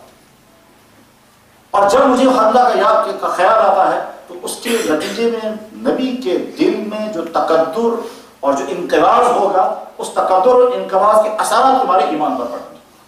اس لیے تو میرے سامنے بتایا کرو. انہوں نے اس کے حضرت بالکل ٹھیک ہے، چنانچہ وہیں اسی وقت نکل کر ملک شام پہنچ گئے. جب تک جناب رسول اکرم صلی اللہ علیہ وسلم اس دنیا میں تشریف فرما رہے، وہ سامنے نہیں آئے. جب حضور دنیا سے رخصت ہو گئے تو ملک شام سے وہ پہنچ گئے مدینہ. اور اس وقت مدینہ منورہ میں فوج روانہ ہو رہی تھی ایک جھوٹے نبی مسیلمہ کذاب کا پیچھا کرنے کے لیے. تو یہ وحشی چلا گیا، اور چونکہ مہارت تھی تو اس نے سوچا میں نے بہت بڑا جرم کیا ہے، حضور کے چچا کو میں نے شہید کیا. اب اس بڑے جرم کی تلافی کے لیے میں بہت بڑا کارنامہ میں انجام دے سکتا ہوں، وہ یہ کہ اس جھوٹا نبی اگر میرے ہاتھ سے مارا گیا تو میں کہہ سکوں گا بعد میں ادھر سے بہت بڑا جرم میں نے کیا ہے، مگر ادھر سے بہت بڑا کارنامہ میں نے کیا. چنانچہ مسیلمہ کذاب اسی کے ہاتھوں سے زخمی ہوا تھا، وہ بعد میں مر گیا. تو جب اسے لوگ کہتے تھے آپ نے حمزہ کو شہید کیا، کہتا ہاں حمزہ کو بھی شہید کیا، مگر مسیلمہ بھی میں نہیں مارا. یہ وحشی ابن حرب، اس کی کوئی بہت دین کی لمبی تاریخ نہیں ہے. یہ حضور کے ساتھ زیادہ رہا بھی نہیں ہے، حضور کے زمانے میں یہ حافظ بھی نہیں بنا. اس کے حافظے کے بارے میں کوئی عجیب گواہیاں بھی نہیں ہیں. لیکن حالات اس کی کیا ہے؟ بخاری میں حدیث ہے. یہ ملک شام میں تھے 2 شخص، ایک کا نام تھا عبید اللہ ابن عدی ابن خیار اور دوسرا کا نام تھا عمرو ابن امیہ زمری اور عبید اللہ ابن عدی ابن خیار. یہ دونوں آدمی مدینہ طیبہ سے ملک شام پہنچے اور ایک نے دوسرے سے کہا میں نے سنا ہے یہاں کہیں وہ وحشی ہے، حضور کے بہت بعد کے زمانے کی بات ہے، تو چلو اس سے ملاقات کرتے ہیں. اور ایسا کریں گے ملاقات، آپ اس سے ملیں گے اور ملنے کے بعد اس سے پوچھیں گے غزوہ احد میں تم نے کیسے حضرت حمزہ کو شہید کیا تھا، اس سے پوچھیں گے. چلو تو ملاقات کرتے ہیں. بہرحال معلومات کی بھائی یہاں کہیں کو وحشی ہیں. لوگوں نے بتایا ہاں فلاں جگہ نالے میں ایک جھونپڑی ہے، اس جھونپڑی کے باہر ایک آدمی تمہیں نظر آئے گا، کالا انسان، کالا رنگ، حبشی، بس سمجھ لینا وہی ہے. چنانچہ سخت گرمیوں کا زمانہ تھا اور ان دونوں نے چلنا شروع کیا. کیونکہ تیز دھوپ تھی، گرد و غبار اڑ رہی تھی، لوہیں چل رہی تھی. اس لوہیں چلنے کی وجہ سے وہ اپنا چہرہ چھپا کر کے چل رہے تھے. باہر چلتے چلتے عبید اللہ ابن عدی چونکہ جسمانی طور پر تھوڑے کمزور تھے، اس نے اپنا امامہ سر پر باندھنے کے بعد پھر یہاں سے منہ لپیٹا تاکہ گرد و غبار سے چہرہ بچے، اور منہ لپیٹے ہوئے تھے اور پہنچ گئے وہاں. جب وہاں پہنچے تو دیکھا ایک جھونپڑی کے باہر ایک آدمی بیٹھا ہوا ہے، بوڑھا ہے، کالے جسم کا ہے مگر بہت پھولا ہوا جسم ہے. انہوں نے اس کو سلام کیا، اس نے آنکھیں اٹھا کر کے وعلیکم السلام کہا. عمرو ابن امیہ نے اس سے کہا یہ آدمی جو میرے ساتھ ہے آپ اس کو پہچان سکتے ہو؟ ابھی اس نے چہرہ بھی نہیں دیکھا. تو پاؤں دیکھنے کے بعد پھر اوپر نظر کی، پھر نیچے پاؤں دیکھا اور دیکھنے کے بعد کہتا ہے میں فلاں آدمی کے گھر میں غلام تھا، اس کے گھر میں ایک بچہ پیدا ہوا تھا، میرے مالک نے مجھ سے یہ کہا کہ اس بچے کو فلاں عورت کے پاس لے جاؤ دودھ پلانے کے لیے. اس بچے کو میں گود میں لے کر کے دودھ پلانے کے لیے گیا، وہ بچہ جس پاؤں کا تھا مجھے لگتا ہے یہ وہی آدمی ہے، اور تقریباً 50 سال کا زمانہ گزر چکا تھا. یہ وہی عبید اللہ ابن عدی ابن خیار، یہ وہی شخص ہے. ایسے عجیب ان کی سوچیں، ایسے عجیب ان کے حافظے اور ایسا عجیب ان کا انداز تھا پہچاننے کا. تو 50 سال پہلے دودھ پیتے بچے کا پاؤں اس نے دیکھا ہے اور آج 50 سال کا بوڑھا انسان ہے اور بوڑھے انسان کا پاؤں دیکھ کر کہتا ہے مجھے لگتا ہے یہ وہی. کیا یہ کون سی قسم ہے دنیا؟ یہ عجیب و غریب ایسے حافظوں والے تھے. ابو ہریرہ رضی اللہ تعالیٰ سے پوچھا کہ حضرت ذرا حدیثیں سنائیے، تو انہیں حدیث سنائی، حدیث نمبر 1، حدیث نمبر 2، 100 حدیثیں سنائی. 1 سال کے بعد پھر اسی بادشاہ نے پھر پوچھا ابو ہریرہ حدیثیں سنائی، تو اسی ترتیب سے پھر حدیثیں سنائی. حدیث نمبر 1 پر حدیث سنائی، لفظ بھی نہیں بدلنے دیا، الفاظ تک بھی محفوظ رکھتے تھے. ایسے حافظوں والی قوم تھی. تو جناب رسول اکرم صلی اللہ علیہ وسلم نے قرآن خود یاد کیا، صحابہ کو یاد کرایا، نوٹ کرایا اور نمازوں میں اس کو پڑھنے کا حکم جاری کر دیا. اور ہر سال رمضان میں خود سنا اور سنایا. اور پھر رمضان میں تمام صحابہ جب تراویح پڑھتے تھے تو سارا قرآن سنتے تھے. اس طرح سے قرآن امت کے ہاتھوں میں آیا. پھر عمر صدیق رضی اللہ تعالیٰ کے زمانہ جب تھا اور مسیلمہ کذاب کی جنگ ہو گئی تو اس میں کئی حافظ صحابہ شہید ہو گئے. جب کئی حافظ صحابہ شہید ہو گئے تو عمر بن خطاب رضی اللہ تعالیٰ نے حضرت ابوبکر صدیق سے عرض کیا حضرت میرے ذہن میں تجویز آ رہی ہے اور وہ یہ کہ آپ قرآن کو ایک جگہ ایک کاپی میں نوٹ کرا دیں. تو حضرت ابوبکر صدیق رضی اللہ عنہ نے کہا وہ کام ہم کیسے کر سکتے ہیں جو کام اللہ کے نبی نے نہیں کیا. خود اللہ کے نبی نے لکھوایا تو ہے مگر ایک فائل کے اندر اس قرآن کو جمع نہیں کرا تو ہم کیسے کر سکتے ہیں. حضرت عمر بن خطاب نے بار بار عرض کیا حضرت آپ مان لیں، آپ سوچ لیں، اسی میں بہتری ہے، قرآن ضائع ہونے کا خطرہ ہے. حافظ صحابہ شہید ہو چکے ہیں اور آگے اسی طرح سے قتال ہوتا رہے گا، حافظ صحابہ اور شہید ہو جائیں گے تو بعد میں کیسے ہم کہیں گے کہ صاحب قرآن محفوظ ہے یا نہیں. اس بیچ میں ایک خطرہ اور تھا. اور وہ خطرہ کیا تھا؟ ایسا ہو سکتا تھا کہ کبھی کسی صحابی نے قرآن کریم کی آیت نوٹ کی اور اسی مجلس میں حضور نبی علیہ السلام نے کوئی بات ارشاد فرمائی اور اس شخص نے وہ حضور کی بات اسی آیت کے ساتھ نوٹ کر دی. آگے لوگوں کو کیسے پتا چلتا کہ یہ آیت ہے یعنی کلام خداوندی ہے اور یہ حدیث ہے کلام رسول ہے، فرق ہی نہیں معلوم ہوتا. اس لیے جناب رسول اکرم صلی اللہ علیہ وسلم نے اعلان کر دیا تھا خبردار قرآن کے علاوہ اور کچھ مت لکھا کرو. لا تکتبوا عنی غیر القرآن، قرآن کے علاوہ کچھ مت لکھنا، صرف قرآن لکھا کرو. اس وقت حدیثیں ضائع ہو جاتی. خطرہ تھا اس بات کا، لیکن نہیں، حضور کو معلوم تھا کہ جب میں ان صحابہ کو کہوں گا حدیثیں مت لکھو یہ زبان یاد رکھیں گے. اس وقت قرآن کو محفوظ رکھنا ہے، کہیں ایسا نہ ہو کہ کلام رسول کلام خدا کے ساتھ مل جائے گا اور پھر کلام خدا خالص نہیں رہ سکے گا. تو حضور کے منع کرنے کی وجہ سے صحابہ نے حدیث شریف میں جوڑ دی. حضرت عبداللہ بن عامر بن عاص کہتے ہیں کہ میں نے حدیثوں کے بڑا دفتر تیار کیا تھا، لیکن جب بعد میں حضور نے ایسا منع کرتے تو میں نے لکھنا چھوڑ دیا. کیا اس کے معنی ہے کہ حدیثیں دنیا میں ضائع ہو جائیں؟ کہ نہیں، اس کا الگ انتظام ہے. لیکن قرآن کو محفوظ کرنے کے لیے اور قرآن کے اندر ملاوٹ نہیں ہونی چاہیے کلام رسول کی، اس غرض کے لیے اللہ کے نبی نے بھی کہا دنیا کی باقی کتابیں اس طرح کی تحقیقات اور اس طرح کے تحفظات اور احتیاطوں کو سوچ بھی نہیں سکتی. بہرحال ابو بکر صدیق رضی اللہ عنہ کے زمانے میں جب حضرت عمر بن فاروق نے عمر بن خطاب رضی اللہ عنہ نے اصرار کیا کہ حضرت قرآن کریم کو جمع کر دیں، پہلے تو مانے نہیں. جب حضرت عمر زیادہ اصرار کرتے رہے تو ابو بکر صدیق کہتے ہیں کہ اللہ نے میرا شرح صدر کر دیا، میں مطمئن ہو گیا کہ ہاں مجھے بھی ایسا ہی کر لینا چاہیے. ان دونوں حضرات نے زید بن ثابت کو بلایا اور بلانے کے بعد کہا کہ ہم دونوں نے مشورہ کیا ہے کہ قرآن کو ایک جگہ جمع کریں گے اور یہ کام تمہارے حوالے کیا جا رہا ہے. تو حضرت زید بن ثابت نے کہا لو کلفتمونی علی نقل الجبال، اگر آپ لوگ مجھے حکم دیں گے کہ وزنی پہاڑ کو اپنی جگہ سے اٹھا کر دوسری جگہ لے آؤں تو یہ میرے لیے آسان ہے، مگر یہ کام میں کرنے کے لیے تیار نہیں جو کام اللہ کے نبی نے نہیں کیا.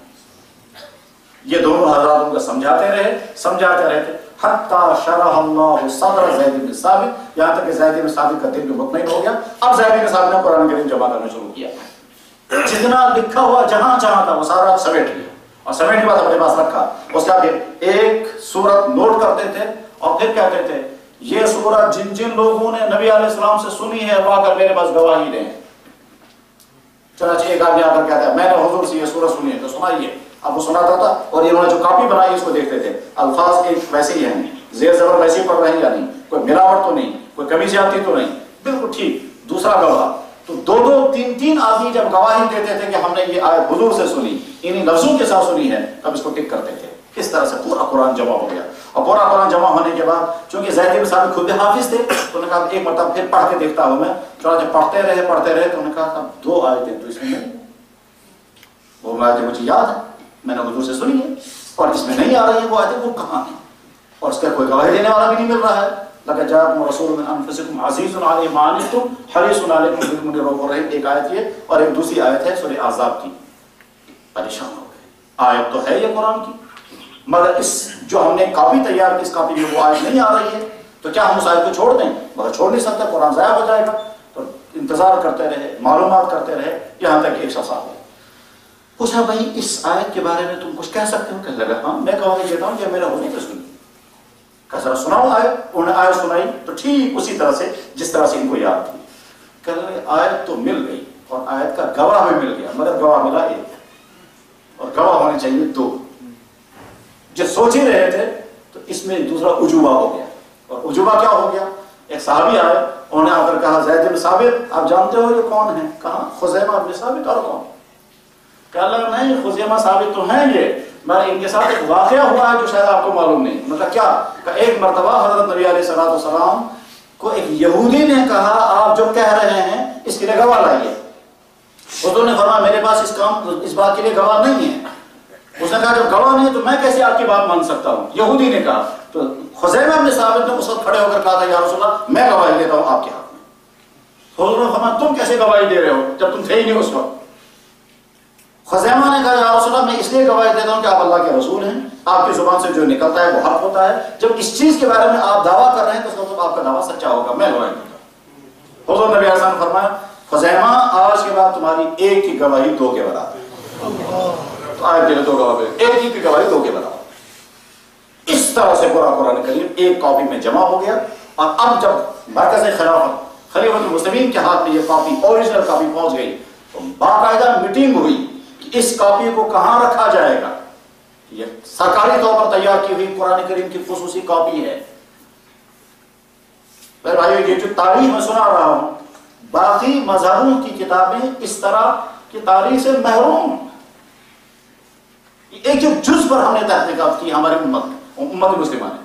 بلکہ خزیمہ بن ثابت یہ بھی کہتے ہیں کہ جب میں نے قرآن کو جمع کرنا شروع کیا تو کس کس کاغذ پر لکھے ہوئے، وہ کاغذ کیسا تھا، وہ ہڈیاں کیسی تھی، وہ پتھر کیسے تھے، ان میں روشنائی کیسے استعمال ہوئی تھی جن پر یہ سارا قرآن لکھا ہوا تھا. تو جمع تو ریکارڈ میں نے وہ رکے جمع کیے، وہ کھالیں جمع کی جن پر وہ قرآن لکھا جاتا تھا، وہ ہڈیاں جمع کی جن پر وہ قرآن لکھا ہوا تھا، تو وہ ہڈیاں، وہ کھالیں، وہ پتے، وہ کھجور کی چھالیں، یہ ساری چیزیں جمع کرنے کے بعد پھر میں نے ایک نئی کاپی تیار کی ہے، اور اس کے لیے باقاعدہ اہتمام کے ساتھ ایک بکری کے کھالوں کی کاپی تیار کی گئی، اور اس کھال پر وہ قرآن کریم لکھا گیا۔ جب وہ اوریجنل کاپی تیار ہوئی، باقاعدہ میٹنگ ہوئی کہ اس کاپی کو کہاں رکھا جائے گا۔ چنانچہ فیصلہ ہوا کہ یہ کاپی اس گھر میں رکھی جائے گی جس گھر میں یہ قرآن نازل ہوتا تھا، اور وہ گھر جناب رسول اکرم صلی اللہ علیہ وسلم کا، یعنی حضرت عائشہ صدیقہ رضی اللہ عنہ کا حجرہ، جس میں ایک طرف سے حضور نبی علیہ السلام کی قبر مبارک، آپ وہاں آرام فرما، وہیں حضرت عائشہ رہا کرتی تھی، اور اسی کمرے میں اس قرآن کو رکھا۔ لیکن امت کو تو ضرورت ہے اس کی، بار بار اس اوریجنل کاپی کو دیکھنے کی ضرورت پڑ سکتی ہے، تو مسجد نبوی میں باقاعدہ ستون لگایا گیا، اور اس ستون پر یہ اوریجنل کاپی رکھی جاتی تھی، تاکہ کوئی آدمی قرآن پڑھنے والا اگر کبھی دیکھنا چاہے آیت کیا ہے جو میں پڑھ رہا ہوں یہ صحیح ہے یا نہیں، اس اوریجنل کاپی پہ آ کر کھول کر دیکھتا تھا۔ اور بعد میں طویل زمانے تک اس ستون کا حوالہ دیا جاتا تھا، نام آتا تھا، کہ صاحب میری ملاقات ہوئی تھی نا صحیفہ مبارکہ کے ستون کے پاس، میں نے ان کو دیکھا تھا صحیفہ مبارکہ کے، یعنی وہ حوالہ کے عنوان بن گیا بعد میں، کہ حوالہ دیے جاتے تھے، جس ستون کے اوپر صحیفہ رکھا جاتا تھا صحیفہ قرآن، وہاں میں نے ملاقات کی ہے، وہاں میں نے آپ کو پڑھتے ہوئے دیکھا، وہاں میں نے آرام ہوتے ہوئے دیکھا، یہ سارے حوالے دیے جاتے تھے۔ حضرت ابو صدیق رضی اللہ عنہ دنیا سے رخصت ہو گئے تو حضرت عمر بن خطاب امیر المومنین بن گئے، انہوں نے بلوایا اور بلانے کے بعد کو قرآن کریم منگوایا، اور اس کے بعد پھر وہاں سے لے کر انہوں نے حضرت حفصہ کے پاس رکھا، کیونکہ حضرت حفصہ بھی حضور کے ازواج مطابق تھے، تو وہاں سے لے کر وہاں کیوں رکھا؟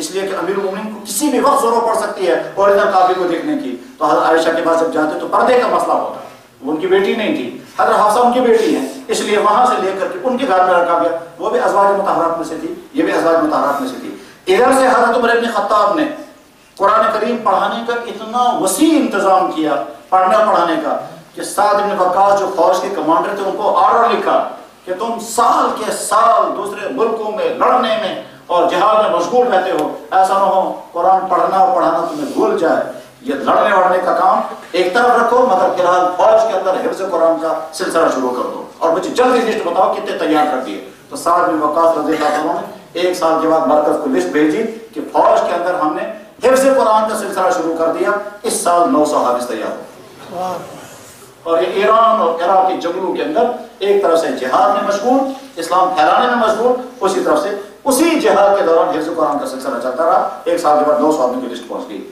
مرکز خلافت میں۔ حضرت عمر بن خطاب رضی اللہ عنہ کو خوشی ہو گئی، جب صاحب نے کہا 900 کل، یہ تو کچھ بھی نہیں ہے۔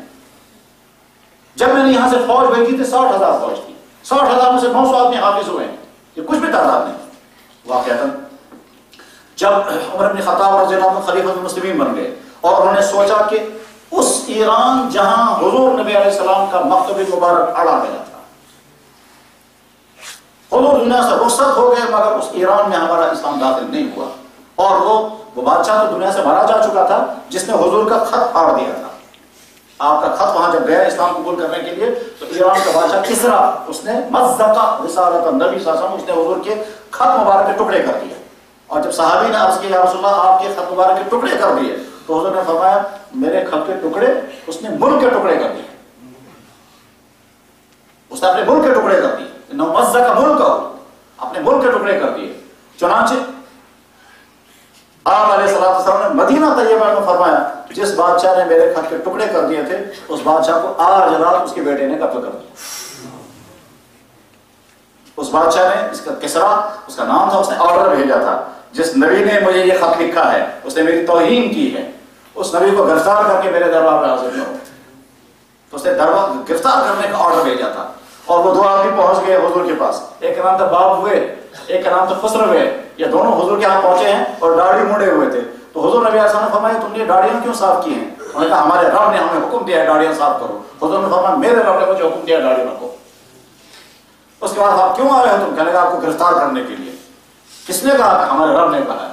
حضور نے ان کو ٹھہرایا رات کو، ان کے مہمان نوازی کے لیے ایک جگہ ایک آدمی کے حوالے کیا، اگلے دن صبح بلا کر کے فرمایا جس تمہارے رب نے، جس تمہارے بادشاہ نے تم کو بھیجا تھا مجھے گرفتار کرنے کے لیے، اس کے بیٹے شیروے نے اسے آج رات قتل کر دیا۔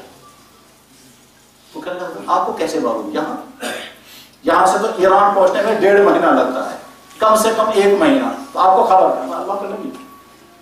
چنانچہ شیروے نے اپنے ظالم باپ کو قتل کر دیا تھا، تو جس نے خط توڑ پھاڑ دیا تھا وہ تو مارا جا چکا تھا.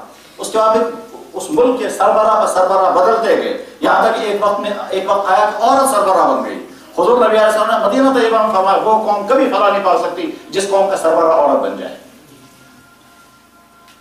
بہرحال عمر بن خطاب رضی اللہ عنہ کا زمانہ تھا، آپ نے فوج تیار کی، 60,000 کا لشکر روانہ ہوا ہے. تو عمر بن خطاب رضی اللہ عنہ نے حضرت سعد بن وقاص سے فرمایا 60,000 کے لشکر میں تم نے 900 حافظ تیار کیے تو کچھ بھی نہیں ہے، اور زیادہ محنت کرو اس پر. اس طرح سے قرآن پڑھنے اور پڑھانے کا سلسلہ حضرت عمر بن خطاب رضی اللہ عنہ نے اپنے زمانے خلافت میں شروع کیا. اسلام پھیلتا گیا، قرآن پڑھا جاتا رہا، سمجھا جاتا رہا، لیکن ابھی قرآن کریم میں زیر زبریں نہیں تھی. اس کے بعد پھر حضرت عثمان غنی کا زمانہ آیا. عثمان غنی رضی اللہ عنہ کے زمانے میں ایک مسئلہ پیدا ہوا، جیسا قرآن پڑھنے میں آپس میں اختلافات ہونے لگے.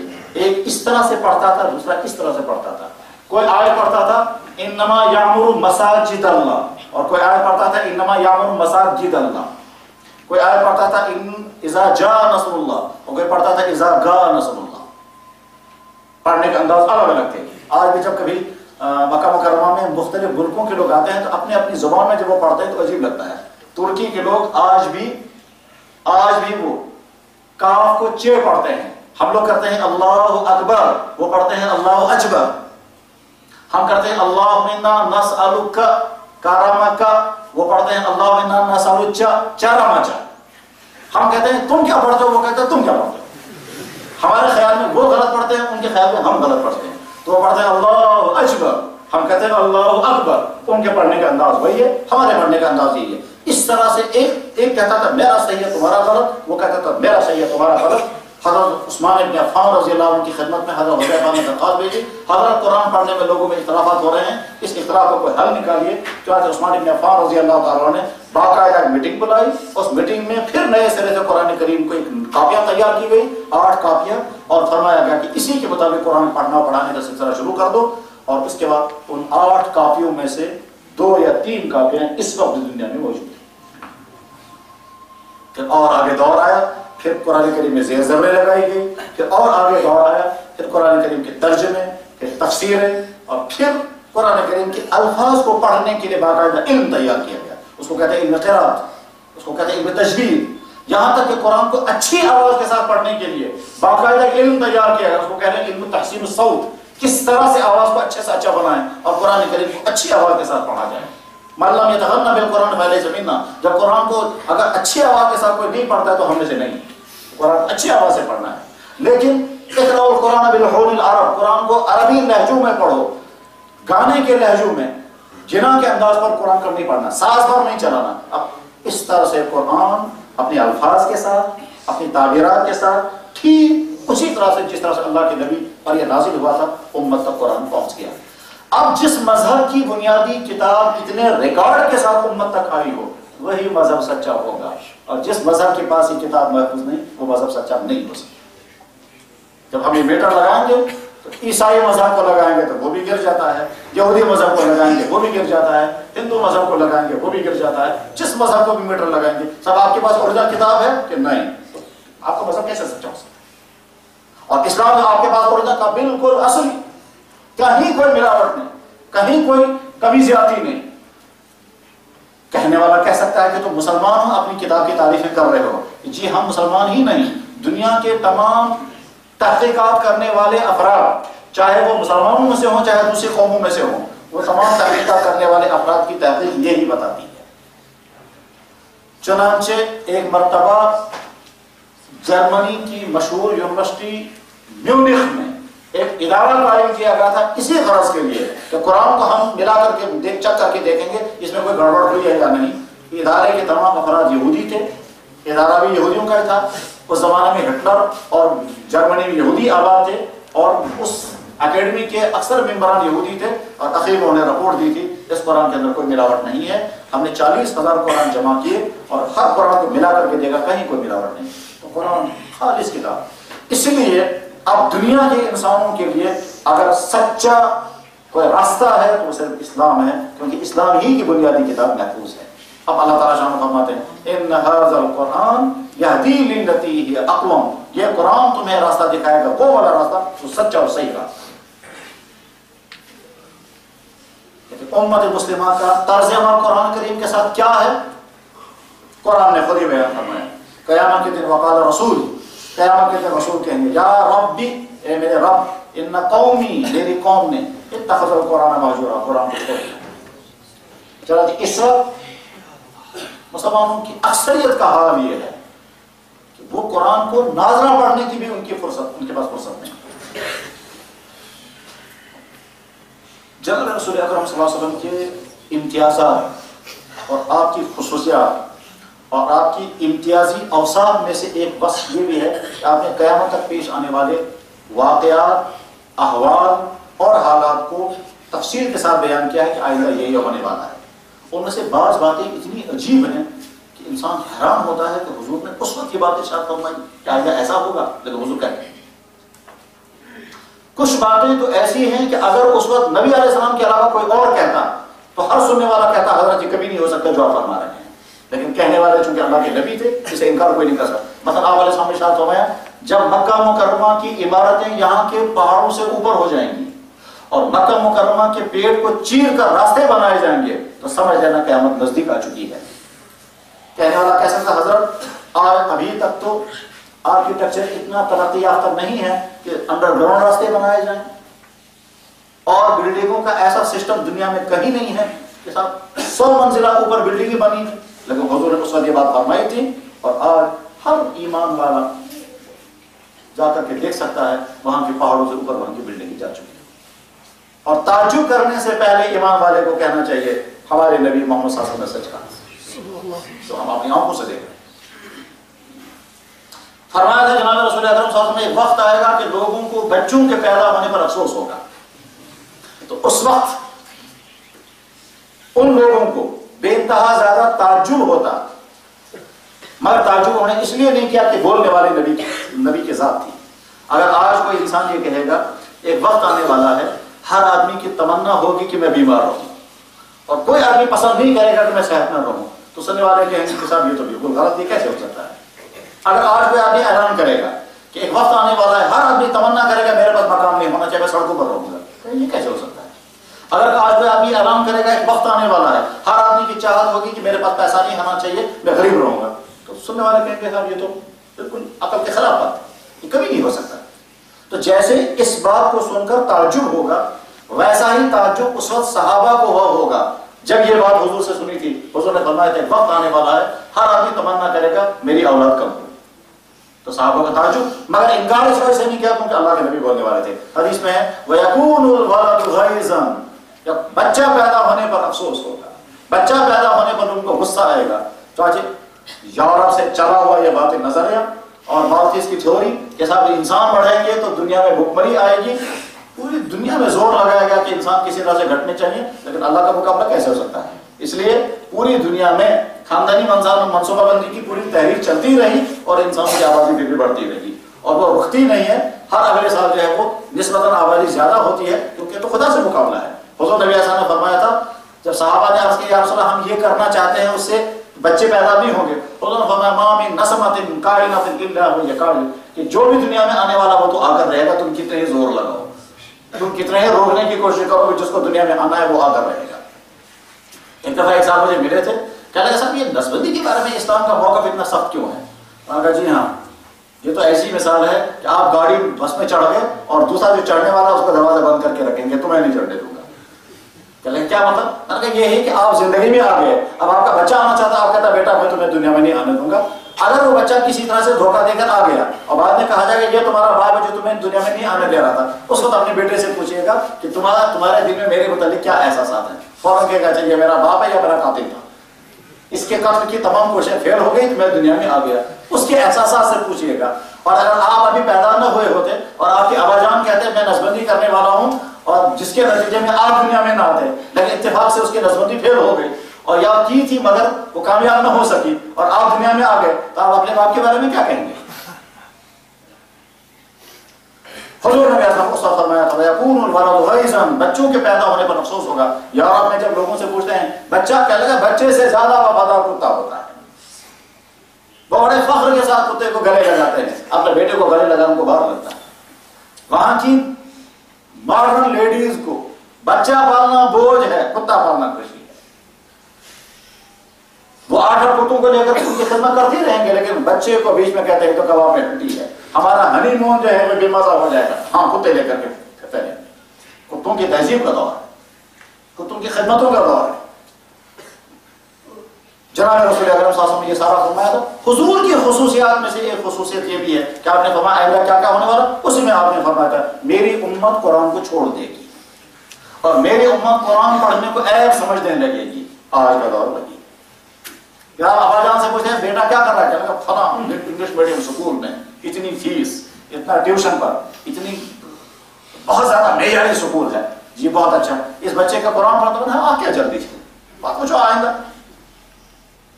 جیسے سری نگر میں ایک گاؤں کے لڑکے کو لایا گیا، وہ اس کے بارے میں کرسچن بن چکا تھا، اس سے جب پوچھنے لگے تو اس سے پوچھا تم نے ایسا بائبل پڑھی ہے؟ کہنے لگا جی ہاں۔ کہاں سے لائی تھی؟ کہنے لگا میں نے 1400 روپے کی خریدی تھی بائبل سنڈے مارکیٹ سے۔ سنڈے مارکیٹ میں کون بائبل بیچے گا، لیکن خیر جھوٹ بول رہا تھا، لیکن 1400 روپے کی خریدی۔ اس سے پوچھا گیا تم نے کبھی یہ سنا قرآن؟ کہنے لگا جی میں نے تو دیکھا قرآن کا یہ اسلامی قاعدہ، کہنے لگا جی نہیں۔ امپارہ تمہیں پڑھا کبھی؟ کہنے لگا نہیں۔ تو امپارہ پڑھنے کی فرصت نہیں ہے، بائبل خرید کر کے پڑھنے کی فرصت ہے۔ امت کا ترک قرآن میں ہے، وقال رسول، وہ دن یاد رکھنا جب قیامت کے دن نبی آئیں گے اور وہ پہلے شکایت کریں گے یا اللہ میری امت میرے قرآن کو چھوڑ چکی۔ اس وقت جہاں غالباً اب بھی ہو سکتا ہے وہ یہاں کشمیر میں ہوگی، ایک خاتون اس نے اسلام قبول کیا اور مسلمان ہو کر کے یہیں آئی تھی، وہ اس ارادے سے کہ میں یہیں رہوں گی، لیکن افسوس کے ساتھ ایک دن وہ کہہ رہی تھی، امریکن خاتون افسوس کے ساتھ کہہ رہی تھی جس گھر میں گئی مجھ سے یہ پوچھتے تھے آپ کے پاس زیور کتنا، مجھ سے پوچھتے تھے آپ نے ٹور کہاں کہاں کے کیے، مجھ سے پوچھتے تھے تم نے نیو یارک واشنگٹن دیکھا وہ کیسا سٹی ہے، مجھ سے لوگ پوچھتے یہاں کی عورتیں مجھ سے کیا پوچھتی ہیں کیسا تم نے سوئٹزرلینڈ دیکھا وہ کیسا، ایسی سنری ہے وہاں کی۔ میں یہ چاہتی تھی مجھے کوئی قرآن پڑھائے، تو جتنے گھروں میں گئی ایک عورت میں مجھے قرآن پڑھانے والی نہیں ملی۔ یہ ہے امت کا حال۔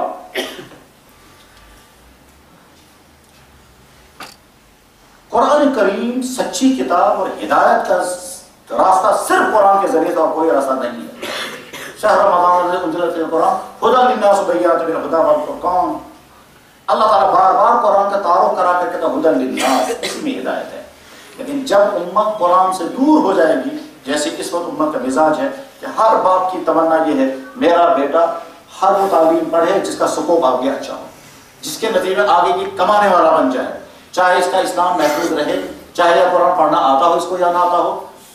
کچھ تو اس غلط فہمی میں ہے، کچھ اس غلط فہمی میں ہے کہ خالی قرآن پڑھنے سے کیا ملے گا جب تک قرآن سمجھ میں نہ آئے، اور سمجھنے کے لیے جو علم چاہیے وہ پڑھنے کی فرصت نہیں، تو جو سمجھنے کے لیے جو علم چاہیے وہ پڑھنے کی فرصت نہیں، بغیر سمجھے پڑھنے کے بارے میں ذہن میں خط بیٹھا ہے، اس پڑھنے کا کوئی فائدہ نہیں، لہٰذا نہ تلاوت ہے نہ تو فہم قرآن۔ ایک دفعہ ایک صاحب مجھے ملے، کہنے لگا ہے یہ طوطے کے رٹ کا فائدہ کیا ہے جو بچے پڑھتے رہتے ہیں، سمجھ کر قرآن پڑھنا چاہیے۔ میں نے کہا بہت اچھا، ان کو بتائیں گے آپ سمجھ کر پڑھنا چاہیے۔ آپ کو ناظرہ پڑھنا آتا ہے؟ کہنے لگا نہیں ابھی نہیں آتا۔ تو جو ناظرہ پڑھنا نہیں جانتا ہے وہ پڑھنے والوں کو کہتا ہے ان کے پڑھنے کا کیا فائدہ ہے، سمجھ کر کو قرآن پڑھنا چاہیے۔ طرح طرح کے دھوکے ہیں۔ قرآن کریم دنیا کی ایسی کتاب ہے جس کے الفاظ پڑھنے پر بھی اجر و ثواب کا بھی وعدہ ہے اور ہدایت ملنے کا بھی وعدہ ہے۔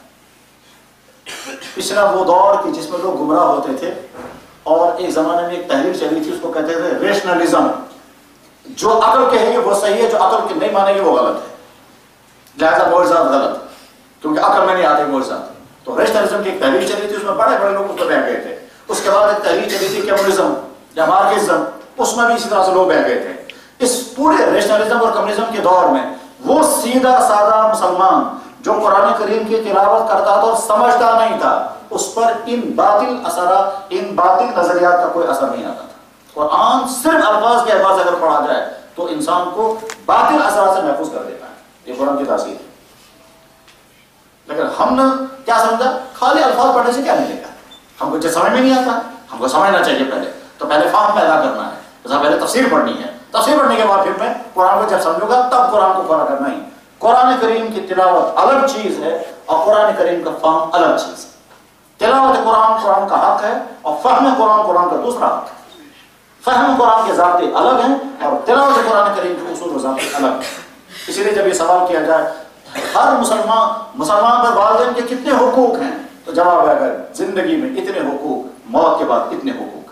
جب مسلمان سے سوال کیا جائے کہ صاحب قرآن کا آپ کے ذمہ کتنے حق ہیں، تو جواب ہے ہر مسلمان پر قرآن کریم کے 5 حق۔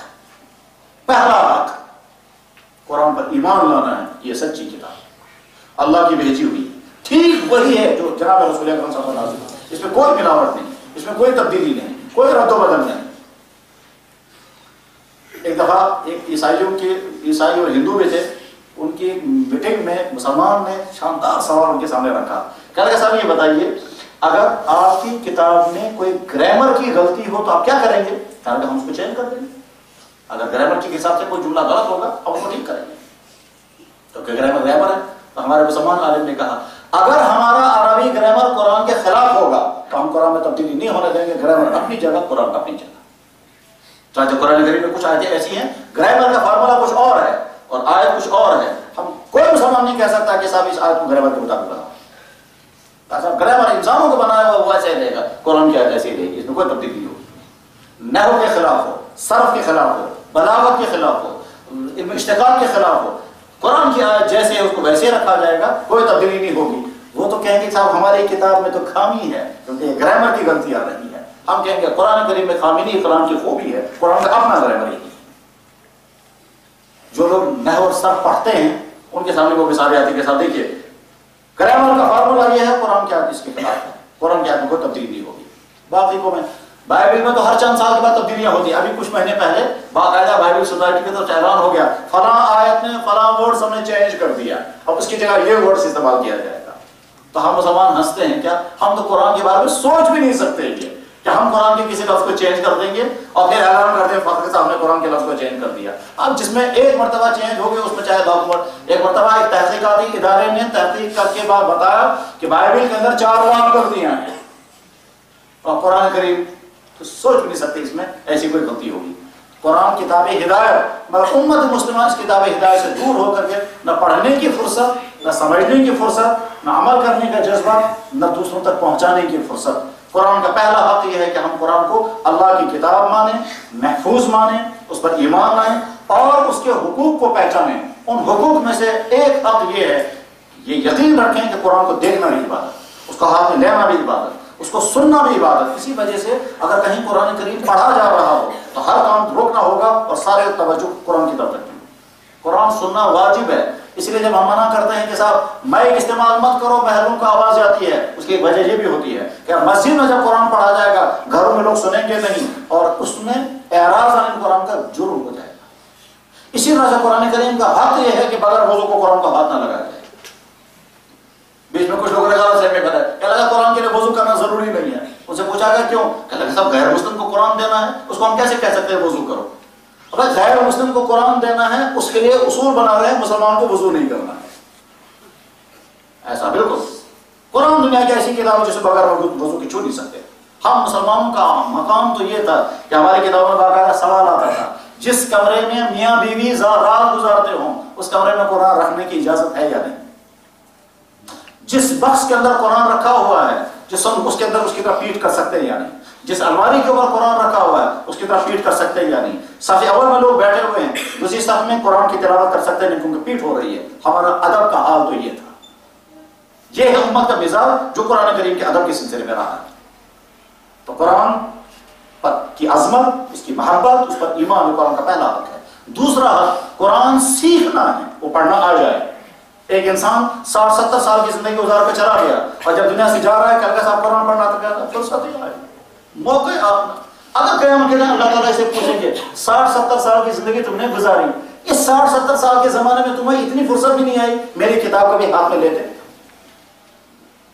کہنے اگر اللہ تعالیٰ شاموں پوچھیں تم بتاؤ تمہاری کون سی چیز تھی جو میں نے تمہیں دی؟ تمہیں زندگی دی، جوانی دی، اولاد دی، کھانا پینا دیا، صحت دی، مکان دیا، کون سی چیز تمہاری ہے جو میرے ذمہ باقی رہی ہے؟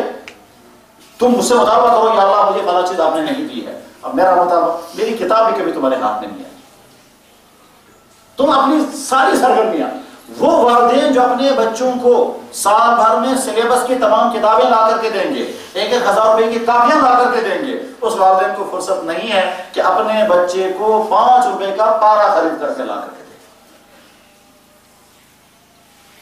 ایک دفعہ ایک صاحب کہہ رہے تھے، کہنے لگے میں نے مسجد سے آم پارا اٹھا کر کے لایا، آپ اس کا گونا اب کیا کرتے ہیں؟ کہنے لگے جی میں کوئی افسر ہے تو مسجد سے قرآن کریم کا پارا اٹھا کر کے لایا، اس کو کہتا ہے آپ اس کا گونا، میں نے کہا کیا کرتا ہے؟ کہنے لگا افسر ہوں۔ بچہ کیا پڑھتا ہے کہ فلاں سکول میں، فلاں سکول میں پڑھتا ہے، بہت بڑی فیس دے رہا ہے، منتھلی فیس الگ اور گاڑی کا کرایہ الگ اور ہر 2 مہینے کے بعد کاپیاں نئی نئی قسم کی کاپیاں وہ الگ، مگر پارا خریدنا تھا 5 روپے کا، وہ مسجد چکا کر لایا اور پھر پوچھتا آپ اس کا گونا، ٹھیک ساتھ میں بتا بھی رہا تھا میں تو اچھا نہیں تھا کہ اچھا کو نہیں پڑھا تو گئے پڑھو سوا باب نہیں۔ اس طرح سے شیطان، میرے بھائیوں قرآن پڑھنا سیکھنے کی فکر کریں۔ تمام وہ نوجوان جو بیٹھے ہوئے ہیں وہ طے کر کے اٹھیں کہ اگر ہمیں قرآن پڑھنا آتا ہے الحمدللہ، لیکن اس کے بعد تلاوت کا معمول بنائیں، اور اگر قرآن پڑھنا نہیں آتا ہے تو طے کر کے اٹھیں کہ ہم قرآن سیکھیں گے، اور اولین فرصت میں جیسے ہم صبح کے 5:30 سے 6 بجے تک ٹیوشن پڑھنے کے لیے نکلتے ہیں، نہ سردیوں کی پرواہ نہ گرمیوں کی پرواہ، ٹھیک ہے، اس کے بعد آگے کیا ہوگا؟ آپ کو جاب ملے گا کہیں کال سینٹروں میں جاب ملے گا، کہیں دوسرے ملکوں کی کمپنیوں میں جا کر کے، کیونکہ اب گورنمنٹ کی ملازمت تو ملتی ہی نہیں ہے، اب تو پرائیویٹ سیکٹر میں ملازمتیں ڈھونڈ رہے ہیں، وہ بھی یہاں نہیں ہے۔ ہم نے دیکھا لڑکوں کو کال سینٹروں میں ساری راتیں گزارتے ہیں، ہم نے دیکھا لڑکوں کو فیکٹریوں کے اندر ساری جمانیں گزارتے ہیں۔ یہی تو اس پڑھائی کا نتیجہ نکلے گا۔ تو آپ اپنے جہاں جائیں گے اپنے ایمان کو بچانے کے لیے قرآن اگر ساتھ ہوگا تو ایمان بچ جائے گا، ورنہ تنکے کی طرح سے کمزور ایمان بیٹھ جائے گا۔ اس لیے قرآن پڑھنے کا کوئی نہ کوئی راستہ، کوئی نہ کوئی سبیل پیدا کریں، قرآن پڑھنا آ جائے، صحیح پڑھنا آ جائے، وہ کشمیریوں والا قرآن نہیں۔ ہمارے یہاں کشمیریوں کا جو قرآن وہ تو عجیب و غریب، اللہ اکبر، اس میں تو اللہ وہ کیا کہا، تو صحیح قرآن پڑھنا آ جائے۔ امت مسلمان وہ قوم ہے کہ جنہوں نے قرآن کے لفظوں کو صحیح پڑھنے کے لیے بھی علم تیار کیا، دنیا کی کوئی قوم ایسی نہیں ہے جو صرف الفاظ کو صحیح کرنے کے لیے بھی باقاعدہ فارمولے بنائے، وہ صرف مسلمان ہیں۔ علم تجوید، علم قراءت اسی طرح کے لیے۔ اور جب یہاں کشمیر میں اسلام آیا تھا تو اسلام آتے ہی جو بڑے بڑے چند کام ہوئے ہیں ان میں سے ایک کام یہاں یہ بھی ہوا تھا کہ باقاعدہ علم قراءت کا اسلامی ادارہ قائم کیا گیا تھا، اس کا نام ہی تھا دار القراءت الطیبہ اور دار القراءت القرآنیہ، قرآن کریم کی قراءت کا مدرسہ۔ ایک انسٹیٹیوٹ اسی غرض کے لیے بنایا گیا تھا، اس میں صرف قرآن قراءت سکھائی جاتی تھی اور پڑھنے کے انداز سکھائے جاتے تھے، لہجہ سکھائے، تو قرآن پڑھنا، قرآن پر ایمان، قرآن پڑھنا آ جائے، یہ دوسرا حق۔ اس کے بعد پھر قرآن کی تلاوت کا روٹین بنانا ہے روزانہ، اور وہ تلاوت آواز کے ساتھ، احترام کے ساتھ، بیٹھ کے کرنا ہے۔ کبھی کبھی لوگ کہتے ہیں جی میں نے موبائل میں قرآن رکھا ہے، میں گاڑی میں چلتے چلتے پڑھتا رہتا ہوں۔ تلاوت ہے کہ ہاں یہ تلاوت ہے، کرنا چاہیے، تو ہم کہتے ہیں نہیں۔ کیوں؟ آپ تو کہہ رہے ہیں کہ جائز، ہاں جائز ہے، کرنا چاہیے، بالکل نہیں کرنا چاہیے۔ کیوں کہ صاحب قرآن اتنی ضمنی چیز ہے، آپ گاڑی میں بیٹھ کے جیسے اخبار پڑھ رہے ہو ایسے قرآن پڑھتے ہیں۔ قرآن کا حق یہ ہے آپ اس کے لیے مستقل ٹائم رکھیں اور باقاعدہ وضو کر کے علامہ نووی نے 12 آداب لکھے ہیں قرآن کریم کی تلاوت کرنے کے۔ اب قرآن کریم بیٹھ کر کے جب جہر کے ساتھ، آواز کے ساتھ جب تلاوت کریں گے اس کے بعد قرآن کریم کے اثرات آئیں گے۔ لیکن اگر کوئی آدمی واقعتاً اتنا بزی ہو کہ نہیں ہے اس کے پاس ٹائم، تو وہ کہتے ہیں جب اعلیٰ درجہ نہیں تو کم سے کم کمتر درجہ یہی ٹھیک ہے، بجائے اس لیے کہ آپ موبائل سے میوزک سنیں، قرآن کریم کی تلاوت ہی اگر کریں تو کم سے کم اس احساس کے ساتھ کریں کہ میں قرآن کی تلاوت کر رہا ہوں، آواز کے ساتھ، جہر کے ساتھ، یہ سوچ کر کے کہ اللہ میری آواز سن رہے ہیں۔ اللہ تعالیٰ شام کو بہت پسند آتا ہے بندوں کا قرآن پڑھنا اور سنا۔ ایک مرتبہ جناب رسول اکرم صلی اللہ علیہ وسلم نے حضرت عبداللہ بن مسعود سے فرمایا عبداللہ مجھے قرآن سناؤ، تو عبداللہ رسول نے کہا حضرت آپ پر تو قرآن نازل ہوا ہے تو آپ کو کیا سناؤں گا؟ حضور نے فرمایا میرا دل چاہتا ہے میں دوسروں سے سنوں۔ عبداللہ رسول نے پڑھنا شروع کیا سورہ نساء، حضور آنکھیں بند کر کے سن رہے ہیں، عبداللہ رسول آنکھیں بند کر کے پڑھ رہے ہیں، پڑھتے رہے 2 3 4 5 رکوع 8 10 رکوع پڑھے، اس کے بعد حضور نے فرمایا بس آئے پڑھی ہوں فَكَيْفَ إِذَا جِئْنَا مِنْ كُلِّ أُمَّةٍ بِشَهِيدٍ وَجِئْنَا بِكَ عَلَىٰ هَٰؤُلَاءِ شَهِيدًا۔ اللہ تعالیٰ فرماتے ہیں حضور کیسا عجیب منظر ہوگا وہ جب ہم ہر امت سے گواہ طلب کریں گے، لاؤ گواہ، کون کون گواہی دے گا تمہارے پاس میں نے نبی بھیجا تھا، اور امتیں انکار کریں گے، پھر ہم اپنے اس نبی کو گواہ بنا کر لائیں گے اور میرا یہ نبی گواہی دے گا اس قوم کے اندر یہ نبی آیا تھا، اس قوم کے اندر یہ نبی آیا تھا۔ تو حضور نے جب سنا کہ اللہ تعالیٰ شاہ دوسرے نبیوں کی نبوتوں کو ثابت کرنے کے لیے بطور گواہ مجھے کھڑا کریں گے، جو ہی آیت حضور نے سنی تو آنسو جاری ہو۔ عبداللہ رسول کہتے ہیں میں نے جب دیکھا تو حضور کی آنکھوں سے آنسو گر رہے ہیں۔ اللہ تعالیٰ مجھے کہہ رہے ہیں تم گواہ بن کر کے دوسرے نبیوں کی نبوتوں کو ثابت کرو گے۔ اس طرح سے حضور تلاوت کرتے تھے اور صحابہ سنتے تھے. حضرت عثمان بن عفان رضی اللہ عنہ ایک دفعہ عشاء کے بعد تلاوت شروع کی، فجر تک اسی طرح سے تلاوت کرتے ہیں. ایسا بھی ہوا ہے کہ ایک شخص نے حضرت مولانا یوسف بندوری رحمہ اللہ تعالیٰ ہمارے بڑے علماء میں سے گزرے ہیں، علامہ انور شاہ صاحب کے شاگرد تھے. ان کے پاس ایک بہت بڑے قاری ملاقات کرنے کے لیے آیا رمضان میں. مولانا یوسف بندوری نے کہا کہ آپ تو بہت عمدہ قاری ہو، انٹرنیشنل مقابلوں میں شرکت کرتے ہو، تمہاری آواز کا تو جادو چلتا ہے، تو ہم کیا کریں گے، بیٹھ کر باتیں کرتے رہیں گے، اس لیے بہتر ہے رمضان کا زمانہ ہے ذرا قرآن سناؤ. کہنے لگا حضرت ٹھیک ہے سناتا ہوں. بیٹھ کر پڑھو یا کھڑے ہو کر؟ کہنے لگا جب پڑھنا ہی ہے تو کھڑے ہو کر سناؤ. کہنے لگا حضرت کھڑے ہو کر سناؤں تو نماز میں پڑھوں؟ انہوں نے کہا ہاں نماز ہی. اس نے کہا اللہ اکبر. مولانا یوسف بندوری پیچھے کھڑے ہو گئے. اس نے پڑھنا شروع کیا. ایک رکعت کے اندر الف لام میم سے لے کر وہ قل اعوذ برب الفلق تک پڑھا. اور بوڑھا انسان مولانا یوسف بندوری پیچھے کھڑے اور اگلی رکعت میں قل اعوذ برب الناس پڑھی اور سلام پھیر دیا. ساری رات گزر چکی تھی، سحری کا وقت آ گیا.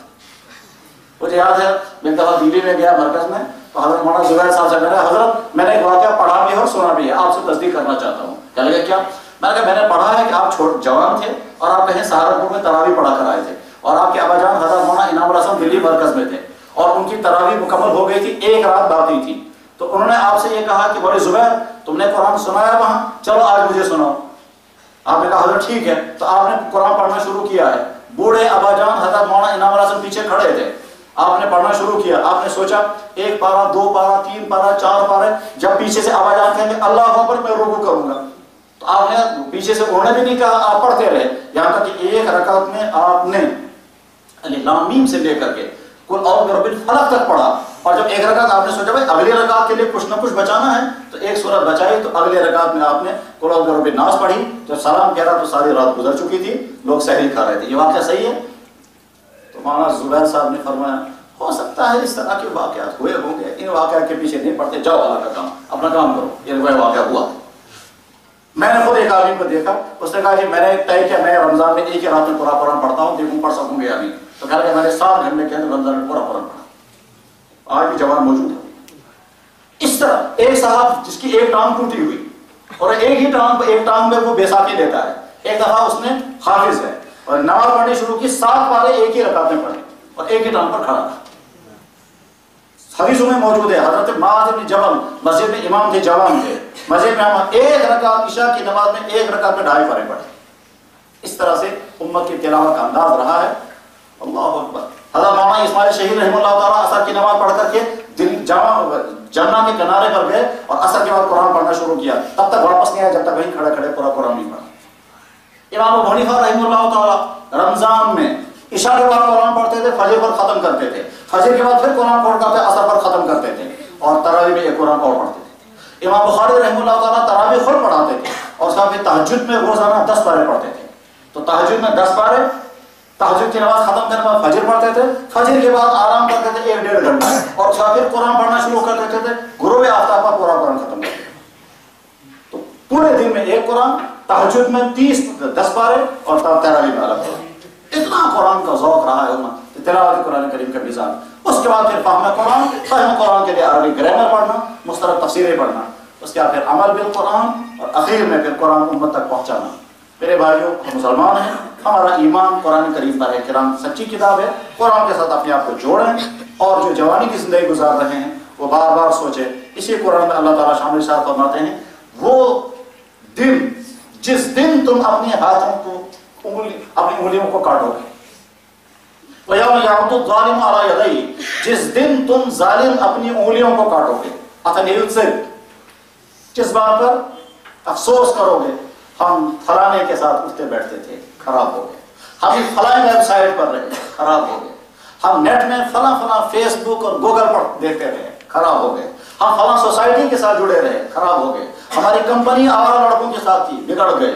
تو انگلیوں کو کاٹو گے مگر کچھ نکلے گا نہیں. اور یوم، وہ دن یاد رکھنا، یعض، کاٹو گے تم ظالم، علی یدیہ، اپنے ہاتھوں کو. اتنیل سے یقول یا لیتنی اتخذت مع یا ویلتی لیتنی لم اتخذ فلانا خلیلا. افسوس کرو گے ہم فلاں کے ساتھ کیوں دوستی رکھی، ہم خراب ہو گئے. اس لیے میرے نوجوان بھائیوں، ایسی تمام سوسائٹیاں جس میں آپ جنسی خرابیوں میں مبتلا ہو جائیں، فیشن میں مبتلا ہو جائیں، فحشکاریوں میں پھنس جائیں، غلط راستوں میں پھنس جائیں، ڈرگس کا شکار ہو جائیں، آپ کے ذہن کو کنفیوژن ہو جائے، اسلام کے متعلق بدظنیاں پیدا ہو جائیں، ایسی کتابیں، ایسی CDs، ایسی ویب سائٹیں، ایسے افراد، ایسے لوگ، ایسی کلاسیں، ایسے دفتر، ان تمام سے اپنے آپ کو بچا کر کے رکھنا لازم، ورنہ ایسا ہو سکتا ہے کہ ایمان والے گھر میں پیدا ہونے کے بعد ایمان سے محروم ہو جائیں گے، جیسے کہ ایمان سے محروم گھروں میں پیدا ہونے والے ایمان قبول کر رہے ہیں۔ یا الذین آمنوا، ایمان والو، تم میں سے جو مرتد ہونا چاہے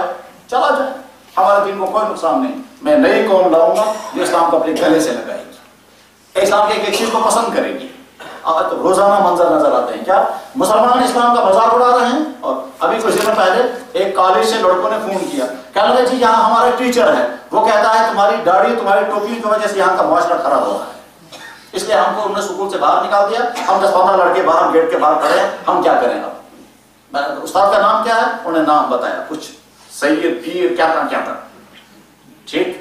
اور یہ ابھی ان کے ساتھ ابھی بات ہی چل رہی تھی تو دوسرے کالج سے فون آیا، کہنے لگے جی یہاں ایک صرف لڑکا آیا ہے، وہ کہتا ہے مجھے 1.5 سال ہو گئے انتظار کرتے کرتے، مجھے مسلمان بناؤ، مجھے بتاؤ مجھے کیا کرنا ہے۔ مطلب وہ اسلام کی طرف دوڑ رہا ہے اور یہاں مسلمان جو ہے اپنے مسلمان بچوں کو اسلام پر رہنے نہیں دے رہا ہے۔ دونوں منظر چل رہے ہیں، ایک طرف سے اسلام کی طرف لوگ دوڑ رہے ہیں اور ایک طرف سے لوگ اسلام سے دور جا رہے ہیں۔ اللہ تعالیٰ ہم دونوں منظر دکھا رہے ہیں۔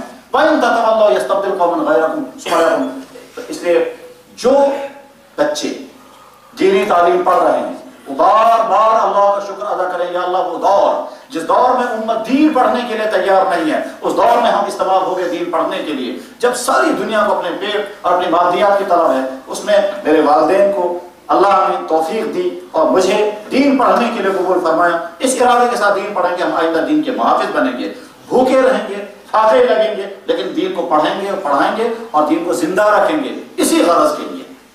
اور جو دین کی تعلیم سے جڑے ہوئے نہیں ہیں، وہ اپنے دوسرے شعبوں کے ساتھ جڑے ہوئے ہیں یا دوسرے سبجیکٹ کے ساتھ جڑے ہوئے ہیں، وہ مایوس نہ ہوں، طے کریں ہم وہ سارا پڑھیں گے لیکن مسلمان بن کر کے پڑھیں گے، اپنی اسلام کو اپنے ساتھ چلائیں گے، جوانی کا جو اسلام ہے اس کو اپنائیں گے، اور اس وقت اسلام سے دور ہونے کے جو ذرائع ہیں ان تمام ذرائع سے اپنے آپ کو، انفیکشنوں کے ماحول سے اپنے آپ کو انفیکشن سے بچانا اہم ترین ذمہ داری ہے۔ اور جہاں انفیکشن ہو اور وہاں اپنے آپ کو نہ بچائے تو صحت برباد ہو جاتی ہے۔ جس دور میں ہم زندگی گزار رہے ہیں، اس دور کے تقاضوں کو سمجھنا اور ان تقاضوں میں مٹتے ہوئے اسلام کو سمجھنا اور پھر اپنے اسلام کو بچانا آج کے ان تمام لوگوں کی پہلی ذمہ داری ہے جو ایسے اداروں میں، ایسی سوسائٹیوں میں زندگی گزار رہے ہیں جن اداروں میں وہاں اسلام نہیں ہے، بلکہ اسلام کا وہ دفتر، وہ کالج، وہ کلاسیں، وہ بازار، وہ شاپنگ کمپلیکس جہاں اسلام کے خلاف زندگیاں گزرتی ہیں، چاہے مسلمان ہوں، وہاں اگر آپ کو رہنا پڑ رہا ہے تو اپنے اسلام کو بچا کر کے رکھیں۔ اگر ایسا ہو گیا تو پھر جناب رسول اکرم صلی اللہ علیہ وسلم کی مبارکبادی کے مستحق بنیں گے۔ حضور کیا فرمایا؟ فطوبى للغرباء، ان غریبوں کو بہت بہت مبارک جو الذین یصلحون ما افسد الناس، جو اس وقت اپنے دین پر قائم رہیں گے اور دوسروں کو دین پر چلانے کی، دین پر لانے کی محنت کریں گے جب چاروں طرف سے بگاڑ ہوگا۔ اللہ جل شانہ ان باتوں کو بولنے والوں کے لیے اور سننے والوں کے لیے مفید سے مفید تر بنائیں۔ قرآن کریم کو پڑھنا، اس کو سیکھنا، اس کی تفسیر پڑھنا اور قرآن کا فہم رکھنے والوں سے فائدہ اٹھانا ہم سب کی ذمہ داری ہے۔ انشاءاللہ ہم ارادہ کر کے اٹھیں گے کہ ہماری زندگی کے اندر جو کوتاہیاں ہیں وہ کوتاہیاں دور کریں گے۔ اگر نمازوں میں کوتاہی ہے تو آج کے بعد نمازی بنیں گے۔ قرآن اگر ہم نے نہیں پڑھا ہے تو قرآن پڑھنے کا انتظام کریں گے، جیسے اپنے والدین کہیں گے صاحب جیسے آپ نے ہمارے لیے میتھ پڑھنے کے لیے اچھے سے اچھا استاد، سائنس پڑھنے کے لیے اچھے سے اچھا استاد، کمپیوٹر سیکھنے کے لیے اچھے سے اچھے سینٹر کا انتخاب کرتے ہیں، قرآن پڑھنے کے لیے بھی اچھے سے اچھے استاد کا انتخاب۔ اب جب پڑھنا آ جائے گا تو اپنے گھر میں قرآن کا ماحول پیدا کریں، تلاوت قرآن کریم آوازوں کے ساتھ ہو، تو جن گھروں میں قرآن پڑھا جاتا ہے شیطان اور گمراہی کے اثرات وہاں سے دور ہو جاتے ہیں، اور جن گھروں میں قرآن نہیں پڑھا جاتا وہاں پر نحوستیں آتے اور قرآن رکھا ہوا اور پھر بھی نہ پڑھا جائے۔ اللہ ایک دفعہ ایک صاحب کیا کرتے کہہ رہے جی میری بیوی زیورات لے کر کے آئی ہے، پتہ نہیں 15 یا 20 لاکھ روپے کے، ٹھیک، اب کیا پوچھنا ہے؟ کہہ رہا میں قرآن لایا انہوں نے مسجد سے اٹھا کر، تو مسجد میرے سسر نے میری بیوی کو قرآن جہیز میں دیا ہے، مشہور قرآن، ٹھیک، زیورات دیے ہیں 15-20 لاکھ روپے کے، بڑا اس میں پوچھوں یہ کہ قرآن تھا ان سے جہیز کرنا، تو بس ٹھیک، جب سے تو قرآن تمہارے گھر میں وہ آیا تو اس کو کھولا ہے کہ لگا نہ کنچن کھول، کتنا زمانہ ہو گیا کہ 9.5 سال ہو گئے رشتے کو کیے ہوئے، مسجد سے چوری کا قرآن दिया है जहेज में, ठीक, वो भी रखा हुआ है, खोलने की नौबत न बीवी को आई न शौहर को। जब उम्मत का अंदाज ये होगा तो फिर अल्लाह ताला शानों की तरफ से कभी जालिम मुसल्लत होंगे, कभी बीमारियां होंगी और कभी क्या होगा, उन तमाम को इस वक्त हम झेल रहे हैं। इन तमाम बातों से नसीहत हासिल करना ईमान वालों की और अक्लमंदों की अलामत है। अल्लाह जल्ल शान इन बातों को हम सब के लिए मुफीद से मुफीद तर बनाए। व आखिर दावाना अल्हम्दुलिल्लाहि रब्बिल आलमीन बिरहमतिक या अरहम अर्राहिमीन। अल्हम्दुलिल्लाह अल्हम्दुलिल्लाह अल्हम्दुलिल्लाह अल्हम्दुलिल्लाह। या अल्लाह लकल हम्द लकल मिन्नत लकल शुक्र व लकल एहसान अला मा अनअमत अलैना मिन निअमतिल ईमान व अला मा अनअमत मिन निअमतिल कुरान व अला मा अनअमत अलैना मिन निअमतिल इस्लाम या हन्नान व या मन्नान। अल्लाहुम्मा आमन्ना बिका व आमन्ना बिनबिय्यिका व आमन्ना बिकिताबिका अल्लज़ी अंज़लतहु अला नबिय्यिका मुहम्मदिन सल्लल्लाहु अलैहि वसल्लम। अल्लाहुम्मा इन्ना आमन्ना बिका अन्नका हक़्क़ुन व इन्ना नबिय्यका हक़्क़ुन व इन्ना किताबका हक़्क़ुन या रब्बल आलमीन या रब्बल आलमीन। अल्लाहुम्मा सल्लि व सल्लिम व बारिक अला सय्यिदिना मौलाना मुहम्मद कमा सल्लैता अला इब्राहीम व अला इब्राहीम इन्नका हमीदुम मजीद। या अल्लाह आपका एहसान है, या अल्लाह ईमान अता फरमाया, हमारा मुतालबा नहीं था, हमारा हक भी नहीं था, हमने दरख्वास्त भी नहीं दी। या अल्लाह बगैर किसी हमारे मुतालबे और हमारे हक के मुसलमान के घर में हमको पैदा किया और मुफ्त में हमको ईमान और इस्लाम और कुरान और सच्चे दीन की दौलत मिल गई। अगर हमने इसकी कदर नहीं की तो ये हमारी कोताही है, और इस कोताही और के बावजूद आपने हमको इससे महरूम नहीं फरमाया तो ये आपका एहसान है। या अल्लाह आप चाहें तो नेमत के नाकदरे वार करने वालों को नेमत से महरूम कर सकते हैं। या अल्लाह हमने आपके दिए हुए इस ईमान, आपके दिए हुए इस्लाम, आपके दिए हुए कुरान की नाकदरी की, या अल्लाह इसके बावजूद आपने महरूम होने से बचाए रखा। यह आपका एहसान पर एहसान है। अब हम माफ़ी मांगते हैं, अब हम आपसे माफ़ी मांगते हैं, जो कोताहियाँ जो गलतियाँ हो गई वो माफ़ कर दीजिए। या अल्लाह अगर हमको कोई गाली देगा, हमको कोई बुरा भला कहेगा और अगर उसके बाद माफ़ी मांगने लगता है, हमको भी रहम आ जाता है, हालांकि हम बहुत कमज़ोर इंसान हैं। आप तो रहीमों के रहीम हैं, जब आपसे कोई माफ़ी मांगता है तो आपको रहम आ जाता है। हम भी आपसे माफ़ी मांगते हैं, लेकिन आइंदा हमको अपनी ज़िंदगी बदलने की या अल्लाह हिम्मत पैदा कर दीजिए। या अल्लाह हिम्मत और तौफीक अता फरमा। हम पिछले तमाम गलतियों से तौबा करते हैं। या अल्लाह इस जवानी में जो गलतियाँ हुई हों, जानबूझकर भूले से आँख से गलतियाँ हुई, आप चाहते आंखों की रोशनी सल्ब कर लेते, दिल में बुरी बातें आई, आप चाहते तो हार्ट अटैक हो जाते, दिमाग से गलत बातें सोची, आप चाहते तो ब्रेन हेमरेज हो जाते। हमने अपना वक्त अपना पैसा खुराफात में लगाया। हम आप या अल्लाह जो जवानी, जो पैसा, जो वक्त आपके दीन पर लगना चाहिए था, आपके दीन के सीखने और सिखाने, आपके दीन के फैलाने और दूसरों तक तेरा दीन पहुंचाने में लगना चाहिए था, हमने नहीं लगाया, गंदगियों में खुराफात में लगाया। उस पर आप नाराज यकीनन हुए होंगे, लेकिन आपने एक्शन नहीं लिया। या अल्लाह ये आपका एहसान है, या अल्लाह आपका एहसान है। अब हम माफ़ी चाहते हैं। या अल्लाह आइंदा हम इरादा करके उठते हैं कि अल्लाह गलत कामों से अपने आप को बचाएंगे, ईमान को पुख्ता बनाने के रास्ते ढूंढेंगे, दीन को पुख्ता बनाने के रास्ते ढूंढेंगे, सुन्नतों पर चलने की कोशिश करेंगे, गुनाहों से बचने की कोशिश करेंगे, दीन सीखने और सिखाने के लिए अपने आप को पेश करेंगे। अल्लाह दीन दूसरों तक पहुंचाने के लिए कोशिश करेंगे, कुरान के हुकूक अदा करने का इरादा करते हैं, तिलावत भी करेंगे, कुरान को समझेंगे, उस पर अमल भी करेंगे, दूसरों तक भी पहुंचाएंगे। और जो कुरान को पढ़ने वाले हैं और जिन्होंने अपनी जिंदगियां कुरान को पढ़ने और पढ़ाने में सर्फ की कर रहे हैं, या अल्लाह उनको नफरत की नजर से नहीं, उनको मोहब्बत की नजरों से देखेंगे। सोचेंगे कि हमने तो अपनी जिंदगी अपनी दुनिया बनाने के लिए लगा दी है, ये तो अपनी जिंदगी को दीन को बचाने के लिए और उम्मत के दीन को जिंदा करने के लिए लगा रहे हैं। ये कितने काबिल रश्क है। और अगर हमने या अल्लाह अगर आपने हमको कुरान पढ़ने और पढ़ाने में लगा दिया, इसकी कदरदानी की तौफीक अता फरमा। या अकरमल अकरमीन या अरहमर राहिमीन, या अल्लाह तेरी अजीम किताब, या अल्लाह जिसको कुरान के बाद सबसे सही किताब कहा जाता है, उसमें जुमला मौजूद है, ए कुरान वालों, अल्लाह ने तुमको कुरान के जरिए से इज्जत अता की है। अगर तुमने कुरान को छोड़कर कोई दूसरा इज्जत का रास्ता ढूंढा तो अल्लाह तुम्हें जलील कर देगा। या अल्लाह हमको जो कुरान के साथ जुड़े हुए हैं, जो पढ़ने और पढ़ाने के साथ कुरान के फैलने और फैलाने में लगे हुए हैं, अगर उनके जहन में नाकदरी आ गई तो महरूम हो जाएंगे। उस महरूमी से हमारी हिफाजत फरमा दे। या अल्लाह वो बच्चे जो पढ़ने के लिए आते हैं उनका हम पर एहसान है। या अल्लाह उनका अपने वालिदैन, अपने इलाकों के लिए, बल्कि पूरी उम्मत के लिए सरमाया बना दे। या अल्लाह इस इदारे को चार जानिब से महफूज तर फरमा, अंदर की शुरू से बाहर की शुरू से महफूज फरमा, बरकत और खैर नाजिल फरमा। या अल्लाह यहाँ के तालीम और ताल्लुम का अल्लाह फैज़ फैलने का या अल्लाह पूरे आलम के हद तक या अल्लाह इसको जरिया बना दे। या अल्लाह पूरे आलम में इसके फैज़ को आम फरमा दे। यहाँ के पढ़ने वालों को, पढ़ाने वालों को, इंतजाम करने वालों को बेइंतहा कबूल फरमा, उनके ज़ाती मसाइल भी हल फरमा। या अल्लाह उनके दीनी मसाइल भी हल फरमा। या अल्लाह तमाम रुकावटें दूर फरमा, मरजइयत अता फरमा, असबाब जमा फरमा, रुकावटें दूर फरमा। या अकरमल अकरम या अरहमर राहिमीन, برکت نازل فرما، یہاں کے نکلنے والوں کو شجر طوبہ بنا، یا اللہ یہاں سے نکلنے والوں کو احیاء دین، تحفظ دین و اقامت دین کا ذریعہ بنا، یا اللہ جناب رسول اکرم صلی اللہ علیہ وسلم نے اپنی ذات کے لیے ساری امت کے لیے جتنی دعائیں مانگی ہیں، مالا اپنے فضل و احسان سے وہ ساری دعائیں ہمارے حق میں قبول فرما۔ سبحان ربک رب العزت عما یصفون وسلام علی المرسلین۔ تکبیر نعرہ تکبیر، نعرہ تکبیر۔